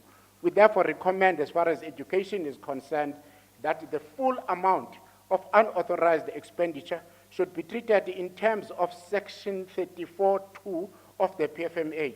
The full amount becomes a charge against the funds allocated for the next or future financial years for this department. The committee further recommends that disciplinary actions must be taken against the responsible officials for failure to manage the budget in line with the provisions of Section 38, subparagraph 1 and H and Roman figure 3 of the PFMA. The department must also submit to the committee corrective measures that will be implemented to avoid future recurrence of unauthorized expenditure. Budget cuts were applicable throughout the provincial government and cannot be used as an excuse for poor planning. The Portfolio Committee wants to thank all MECs and the HODs and other officials, and also wanted to thank our support staff, that is for the work that has been done, and we appreciate the cooperation that we got from the MECs, that all MECs were frank and open about the situation and what needs to be done. As SCOPA, we so tabled, Deputy Speaker, the 2 reports that is for debate and adoption by this House. Thank you very much. Thank you very much, Honorable Chairperson. Just before I invite you, Honorable Banga, I'm informed that Honorable MEC Public Works, your policy speech hasn't been circulated to the House in terms of norm. But if it is available, then the service officials at the back will be in a position to assist in the distribution. But if it is not here, I would advise Honorable MEC that it be served to the House proceedings. But you are giving me an indication that is available. Thank you very much. I will now invite Honorable Banga from Democratic Alliance for debate. 9 minutes, Honorable Member. Thank you, Honorable Deputy Speaker. Speaker, I must say, on my arrival to this legislature, when I came back, I was so impressed. I was so impressed with the input of the members of this committee, SCOPA. I got a warm welcome because I think they were so objective and they dealt with these issues and understood their mandate in making sure that there is public accountability in this. I was so impressed because it's a development. I felt like we understand what we're supposed to say. I think under the leadership of the chair, we made all the departments account. There is a reason for that. But, Honorable Premier, I was so disappointed last week by your MECs who were celebrating, in particular 2 MECs, Honorable Ngata, celebrating an unqualified report. It's become so standard, that mediocrity, that people, when they do not perform, they can even celebrate things that do not need to be celebrated. In South Africa, even audited reports have to be celebrated as if something big have happened. And I can tell you, these 2 departments, Department of Local Government and Sport, are not necessarily direct service departments. That's why they get these reports. And we must be very careful, because what other departments do, they reduce their targets in order for them to be able to get some of these reports and be rated as if they are performing. Therefore, Honorable Ngato department is not performing. It's just a support department. We should understand that. That's why, Honorable Ngato, I'm going to give you 2 books. The first one is the ABC. The second one, I want to introduce you to Maurice Comfort on historical materialism and dialectical materialism. I gave Honorable Ndabeni that book, and I think you should read it. You will understand it better. The Honorable Speaker, the SCOPA report confirms the worrying trends that have been prevented in the departments, mounting irregular and unauthorized expenditure, a total disregard for supply chain management process. That's why you need the ABC to study. A blatant disregard of the PFMA and treasury regulation and the culture of zero intolerance. Premier, there are 2 worrying departments. It's the Department of Health and the Department of Education. This was said by the director, by the HOD of Treasury, Honorable Mboko. Under oath, he said, if the government of the Eastern Cape does not act against these 2 departments or possibly consider taking harsh decisions on the 2 departments, both these 2 departments will pull down the administration of the Eastern Cape. He said this under oath. He didn't say it outside. He said it here. I asked him 3 times.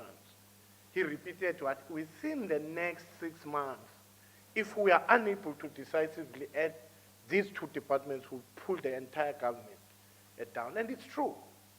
One, the Department of Health, it's because of unauthorized expenditure continues to balloon as a result of the medical legal claims.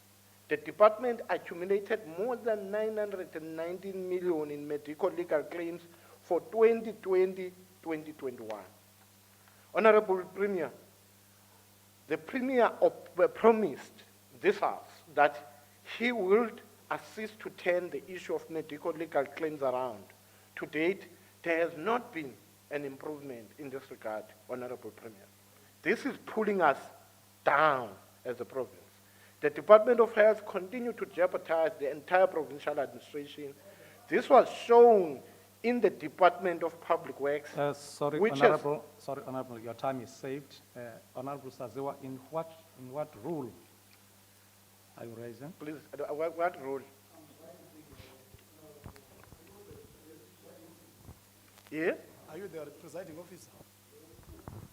You are not the presiding officer, Honorable Mpanga. I'm raising, Deputy Speaker, in terms of Rule 85 on rules of debate, that a member must address the presiding officer when speaking in the. Thank you very calling to refer to the Premier or to these MECs. Address the Speaker. Thank you. Honorable Banga. Rule 85. Thank you very much. Honorable Banga, can you please address the members through Thank me? you, Honorable Speaker. It's hot in the kitchen. You can feel Order it. is sustained. This was shown in the Department of Public Works, which has invoices amounting to 5.5 million rand that could not be paid, as the Department of Health was still awaiting repayment of the 26 million rand from the Department of Health, meaning the health can't pay even public health its own amount of money. They owe it 26 million rand, besides the medical legal funds. Even the Premier himself in his SOPA never outlined innovative way to tackle the problem of the medical legal claims. It points to the obvious fact that the government simply does not know how to address the problem. Instead, the province is expected to continue to blend money into medical legal claims while jeopardizing service delivery. We welcome the stern recommendation that the provincial treasury must consider a partial takeover of certain functions within the Department of Health. And the now MEC nogo, MEC nogo, or with the as a result of the medical legal claims that is threatening the liquidity of the whole province. The only question is, will the Premier accept this recommendation, or will he continue to make excuses for a failing the Department of Health? Lack of accountability is the biggest problem across the departments. Non-compliance, supply chain management, legislation, and the conflict of interest were issues that continue to crop up. Yet most of the departments did very little in terms of the disciplinary action. Honorable Dimaza, we agree with all the recommendations because we're part of them. If the Premier is serious about fighting corruption, he needs to show the people of this province that he is willing to stop the rot at the core of to hold officials who are responsible. Like Honorable Mr. Mbengashe in his own department. As long as the Premier have not taken action against Dr. Mbengashe, as the PSC have suggested, we will not trust his action in fighting maladministration in the Eastern Cape. Irregular and unauthorized expenditure cannot be allowed to balloon with no head on the chopping block. It means that there is a very little deterrent for the future wrongdoing. Honorable Speaker, we welcome the recommendation that the Premier must intervene in the Department of Social Development.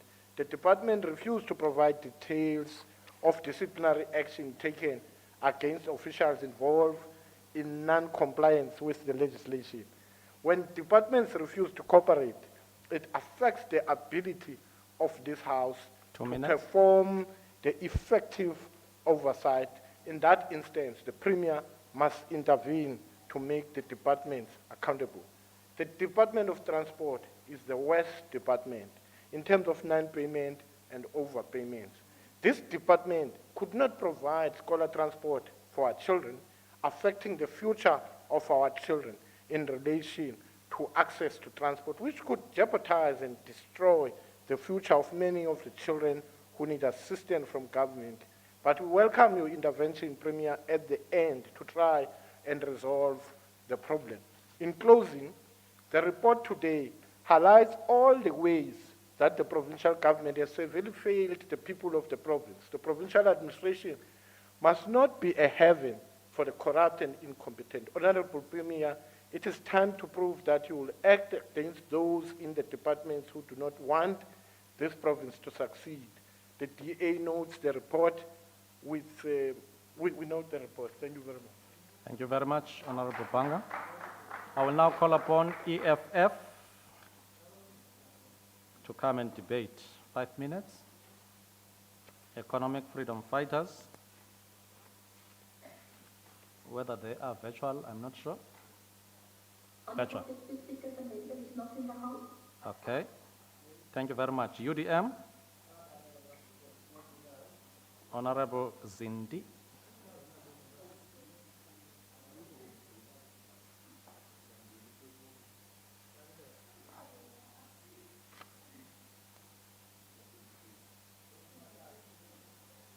Three minutes, Honorable Member. Honorable Speaker, the Department of Health is in ICU because of the medical legal claims. That seems as they are the lotto by some of the private lawyers. Kutheni ke ngoko ezi medical legal claims zingakhe zibe phaya kula office of the Premier? Yeah. Zingaphazamisani nengxowa yesebe lezempilo. Ingxowa yesebe lezempilo nesebe lezempilo liziqhubele umsebenzi walo zodwa.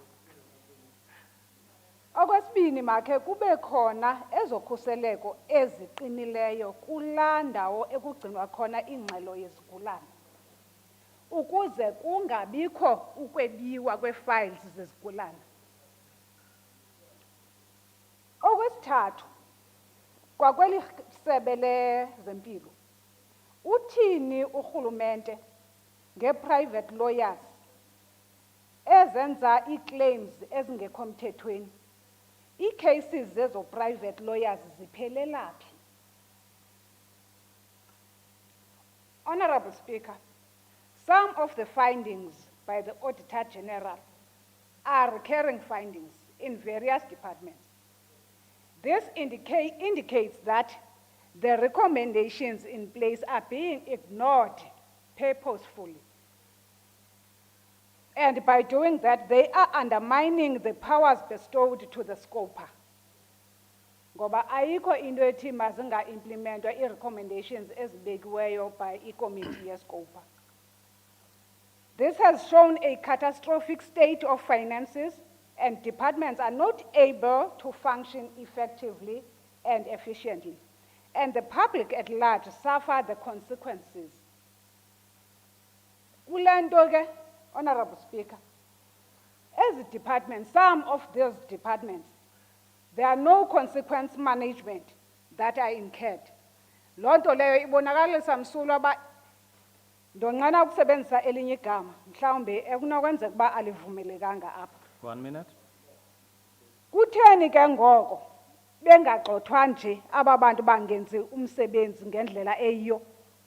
Okanye niyaboyika kuba ingamaqabane mhlawumbe? Or nani niyafumana kwezimali? U-step aside, u-aplya xa kuphi? I-intervention siyayicela ke kwezi department. Social development, education, health, transport, and human settlement. Andizokota ke kule mithetho ye-PFMA because siyayikota but if ingena kwindlebe ezivuzayo nezingevayo. Siyacela u-step aside a-aplaye kwezi departments ngaphandle koba ngama-comrade wenu. Enkosi sihlalo. Thank you very much. Thank you very much, Honorable Zinti. I will now call upon ATM. I think they are virtually connected. African Transformation Movement.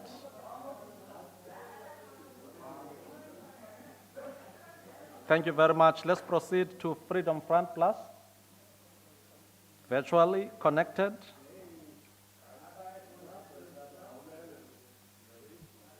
Honorable Kutsi, I can see you. You are here? Yes, ma'am. The member is not debating. He's not debating. Thank you very much. African National Congress.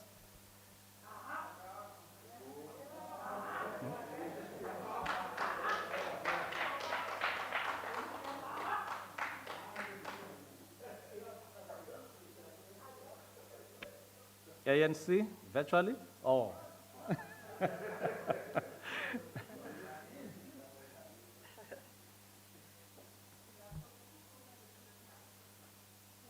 Fourteen minutes, honorable member. Thank you, Honorable Speaker. Honorable Deputy Speaker, the Speaker of the House, Honorable Premier, the honorable members of the Executive Council, Chief Whip, members of this august House, officials, distinguished guests, and everyone watching us on different media platforms. Greetings in this month of human rights for all. Honorable Deputy Speaker,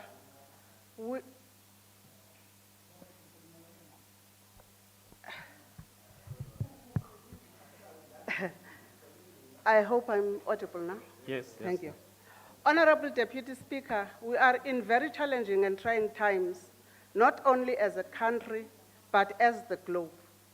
We are still reeling from the effects of COVID-19, which is not yet over, that has not only killed millions of our people throughout the world, but has caused an indelible damage to the economy, from which our country in particular will take time to fully recover. As if that was not enough to disturb the world's economic growth and sustainable livelihoods, the Russia-Ukraine crisis poses a serious threat on the already fractured economy. Its impact is already felt through high price increases due to the increasing cost of fuel and fears of yet another world war should this not be quickly averted and a ceasefire be called, cause further economic panic. We know, Honorable Speaker, how sensitive our economy is. In a country like ours, where the triple challenge of poverty, unemployment, and inequality is rife, effects of any economic disturbance, whether close or far, will have unwelcome results that will worsen the situation. Speedy resolve of the unrest is of national interest to us. If our country, I think this is as the Premier also said, if our country is then unsettled by the state of affairs, as mentioned above, our province is not immune from that panic, as we are mostly dependent on grants from the national allocations. Despite us housing 2 metros, we also harbor huge pockets of rural underdeveloped communities who rely solely on us as government to change their lives for the better. It is evident that we can't solely depend on grants and equitable share as we currently do for our survival. It is even worse when considering the shrinking patterns of those allocations from the National Treasury. Compounding the problem for me is the formula used to determine the equitable share for the provinces. This is a policy issue that needs redress, especially considering skepticism of our people to be enumerated, and that most are counted in places where they have gone to seek for greener pastures outside the province, which then becomes a disadvantage for us, especially on the issues of the allocations of equitable share. This, as a consequence, Honorable Deputy Speaker, has a bearing on how much we get allocated for. Therefore, honorable members, 2 truths become unavoidable for us to respond to our mandate. 1, for our provincial government to come up with creative ways of not only attracting investments, but deriving strategies to make sure that our revenue collection streams are not shrinking but increasing. 2, improving our fiscal management through good finance practices and accountability as prescribed by the PFMA and monitored by both internal audit and the Auditor General. Irregular, unauthorized, and under expenditure on unappropriated allocations are persistent throughout the departments with minimal or no consequence management. This is a serious cause for concern, Honorable Deputy Speaker. The ANC, therefore, appreciates and welcomes the recommendations that have been made by the committee. Section 40 of the Treasury's regulations and Section 38 of the PFMA give mandate to the accounting officer to act and implement the consequence management against the employees that are implicated with acts of irregularities. As the African National Congress, we condemn any such acts and lack of action thereto, as these deter delivery and provide fertile ground for corruption. It is in this spirit that as the African National Congress, we are thrilled that the President has signed the latest amendments to the Public Audit Act, whose central feature is the introduction of the concept of material irregularities. The amendments intend to isolate other common errors or deficiencies relating to managing finances or resources so that activities that put the public purse at risk of financial loss are identified and pursued instantly. We appreciate the extended mandated steps this amendment allows the Office of the Auditor General to take should these irregularities be picked up. We believe that this will provide a conducive environment for clean governance. Honorable Speaker, we must applaud departments that keep on improving on their audit outcomes and hope that their management will continue giving the proper leadership and guidance for even better results. However, as the ANC, we are also concerned about the provincial departments that have stayed on unqualified and have so far not received clean audits, and those that are stagnant with their negative audit outcomes, and we are hoping that actions where necessary, and especially with the latter category, will be taken in pursuit of improving and achieving good governance. Honorable Deputy Speaker, as the ANC, we note the great concern the current standing and performance as raised by the report of this committee on the departments as outlined: social development, education, health, transport, and human settlements. Whilst we note good work that has been done by these departments despite all odds, of more concern is the financial burden exerted by these departments, which threaten to drag this administration to its knees. In this regard, one has to single out the Department of Health and Education that continue to get into deeper crisis, and we therefore call for immediate intervention. This is an eventuality that together we must prevent and fight with all strategies we might come up with, including you, Honorable Bang. We therefore call on the Honorable Premier to hasten any attempts that would avert this situation.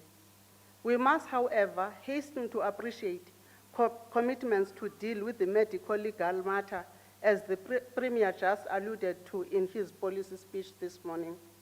We therefore also support the call for the proposed meeting as outlined in the report, and it be convened urgently. It is a concern that this department, as listed above, could contribute to the socio-economic upliftment of the people of the province.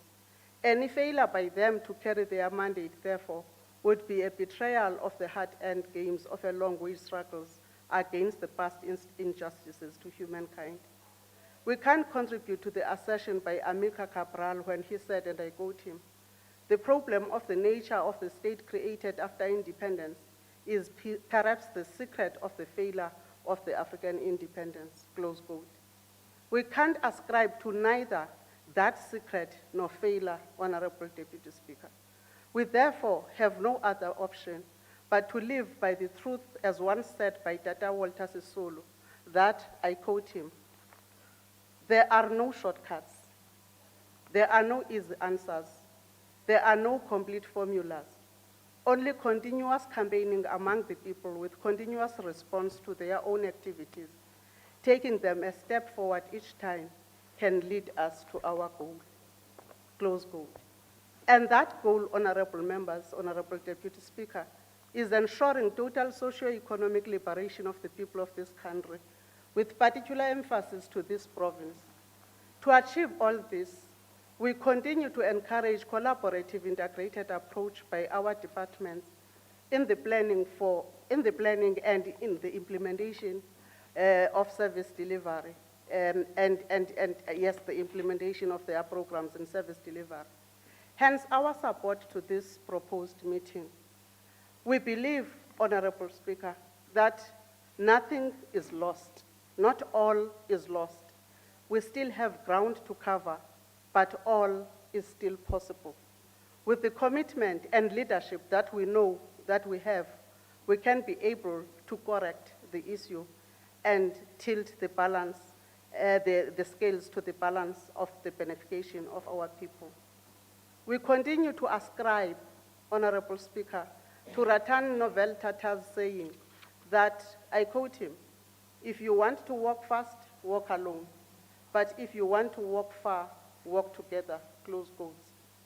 Together as these departments and our communities in the social compact, we can be able to deal with all the threats that might seem to stare at our faces. We can be able to change our province for the better. We can be able to utilize and grab the opportunities as they present themselves. We can be able to change the material conditions of the future of our children for the best. We can therefore get the Eastern Cape we want, as the Premier always says so. Together, we can do more. As the ANC, Honorable Speaker, we support the report as presented. I thank you.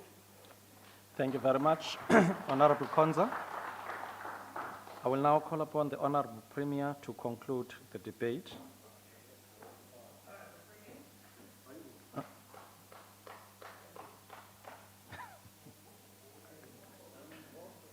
Premier. Is Premier or MEC? Honorable MEC.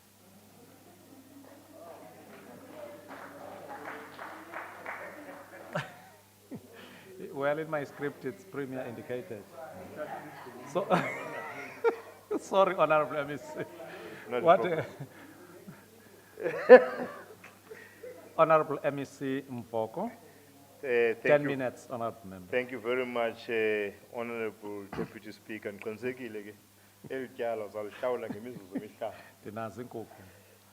Since I'm the last speaker, so no. Honorable Premier, honorable members of the Executive Council, honorable members of the Legislature, good afternoon. Good afternoon, sir. Honorable Deputy Speaker, let me first welcome the reporters presented by the Chairperson of SCOPA and the inputs that have been made by the members today. As I continue, Honorable Speaker, let me first respond on the recommendations on the unauthorized expenditure incurred by the Departments of Education and Health. As the Provincial Treasury, we consider a number of factors in our assessment from which we base our recommendations to SCOPA. Of prime importance is whether or not the funds were spent in the public interest or whether value was received by the state. Where the department has received no value, such expenditure should not be considered for funding from the Provincial Revenue Fund through the Finance Bill. In cases where there was no value derived, it is expected, and the Legislature must insist that such expenditure is recovered. In this context, the overspending must be a critical service delivery imperative in order for it to be considered for funding in terms of the Finance Bill.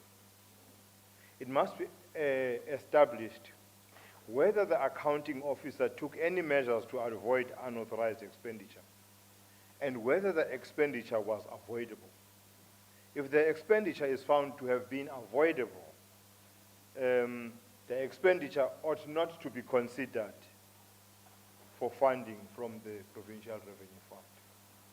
In the case of the Department of Education, Provincial Treasurer recommended that the amount of the over expenditure under Program 2 an amount amounting to 1.033 billion be approved without funding. And this means that it should not be funded from the Provincial Revenue Fund. Budget cuts were necessary means that were introduced by the Honorable Minister of Finance in order to curb spending patterns and to address the COVID-19 global pandemic and to further address the salary freeze resolution. The cuts were made across all departments, and this resulted in departments having to make improvisations with available budget and amend their plans accordingly.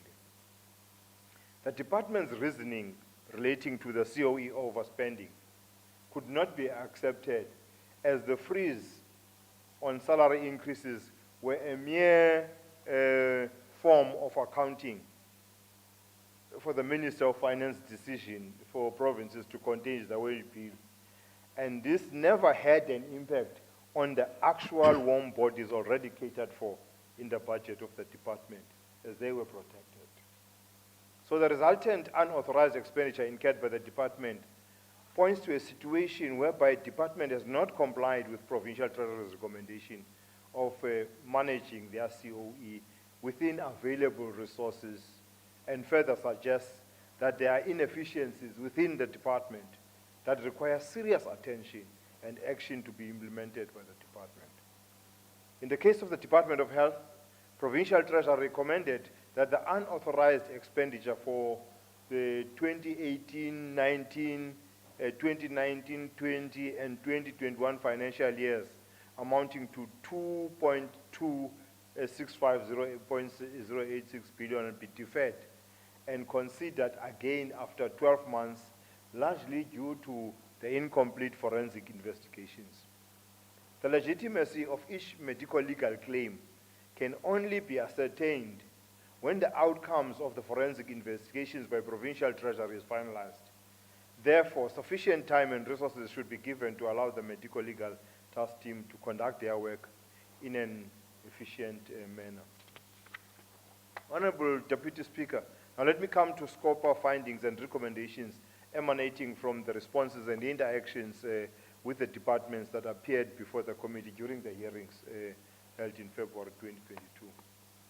The Provincial Treasury analyzes the audit and management reports to identify root causes in preparation for the review of the audit intervention plan after submission by the departments. Provincial Treasury also coordinates the audit improvement strategy through the Provincial Audit Intervention Plan. And part of the Provincial Audit Intervention Plan requires that departments prepare audit improvement plans translating Auditor General's South Africa's audit findings into opportunities for improvement of the control environment within the departments. So you can see that once you develop that audit plan, the purpose of the audit plan is for you to perform better and to look at what are the challenges, what are the root causes, and how can you perform better as a department. Because this improvement plan encompasses developing guidelines, adopting a project management approach, and increasing the level of awareness on the risks affecting audit outcomes, including escalating to ESCO through the discussion platforms, mainly the Chief Financial Officers Forum and the Provincial Management and any other platform. The intention, as I indicated later, is to identify root causes of the findings to ensure that preventative controls are put in place to prevent reoccurrence towards improved audit outcomes for the respective departments in the province. And these AIPs must therefore be implemented based on the set timelines and be monitored with discipline throughout the year, and the evidence for the indicators achieved be available for audit by the internal audit unit. Where there is commitment, the project-based approach has proven to be effective, and two departments can attest to that: social development with the qualification on employee benefits, and the Department of Education on capped leave qualification. With this approach, departments are able to finalize their AIPs on time and be able to address internal control weaknesses identified immediately after agreeing with the Auditor General of South Africa on the findings. Provincial Treasury is providing support to the departments with heightened audit risk and has developed a joint intervention approach focusing on project-based interventions in assisting the departments with qualifications and risk of regression to address audit findings towards improved audit outcomes. The success in achieving unqualified audits is dependent on the change in the culture of the province in holding the accounting officers accountable for non-improvement in the audit outcomes, including hesitance in instilling discipline of holding those responsible for financial management breaches to account. I know that resides with the office with the Premier, not with every MEC. But I think the sooner we arrived at that, at holding these accounting officers responsible for the audit outcomes, the better it will improve. Two. Since you're means, I can't tell one. The department has submitted applications for condonation of irregular expenditure to the amount of 2.1 billion. However, more than 1 billion rand of applications have been referred back to the departments due to non-submission of evidence for consequence management against responsible officials, and only 777 million rand was condoned in the 2021 financial year.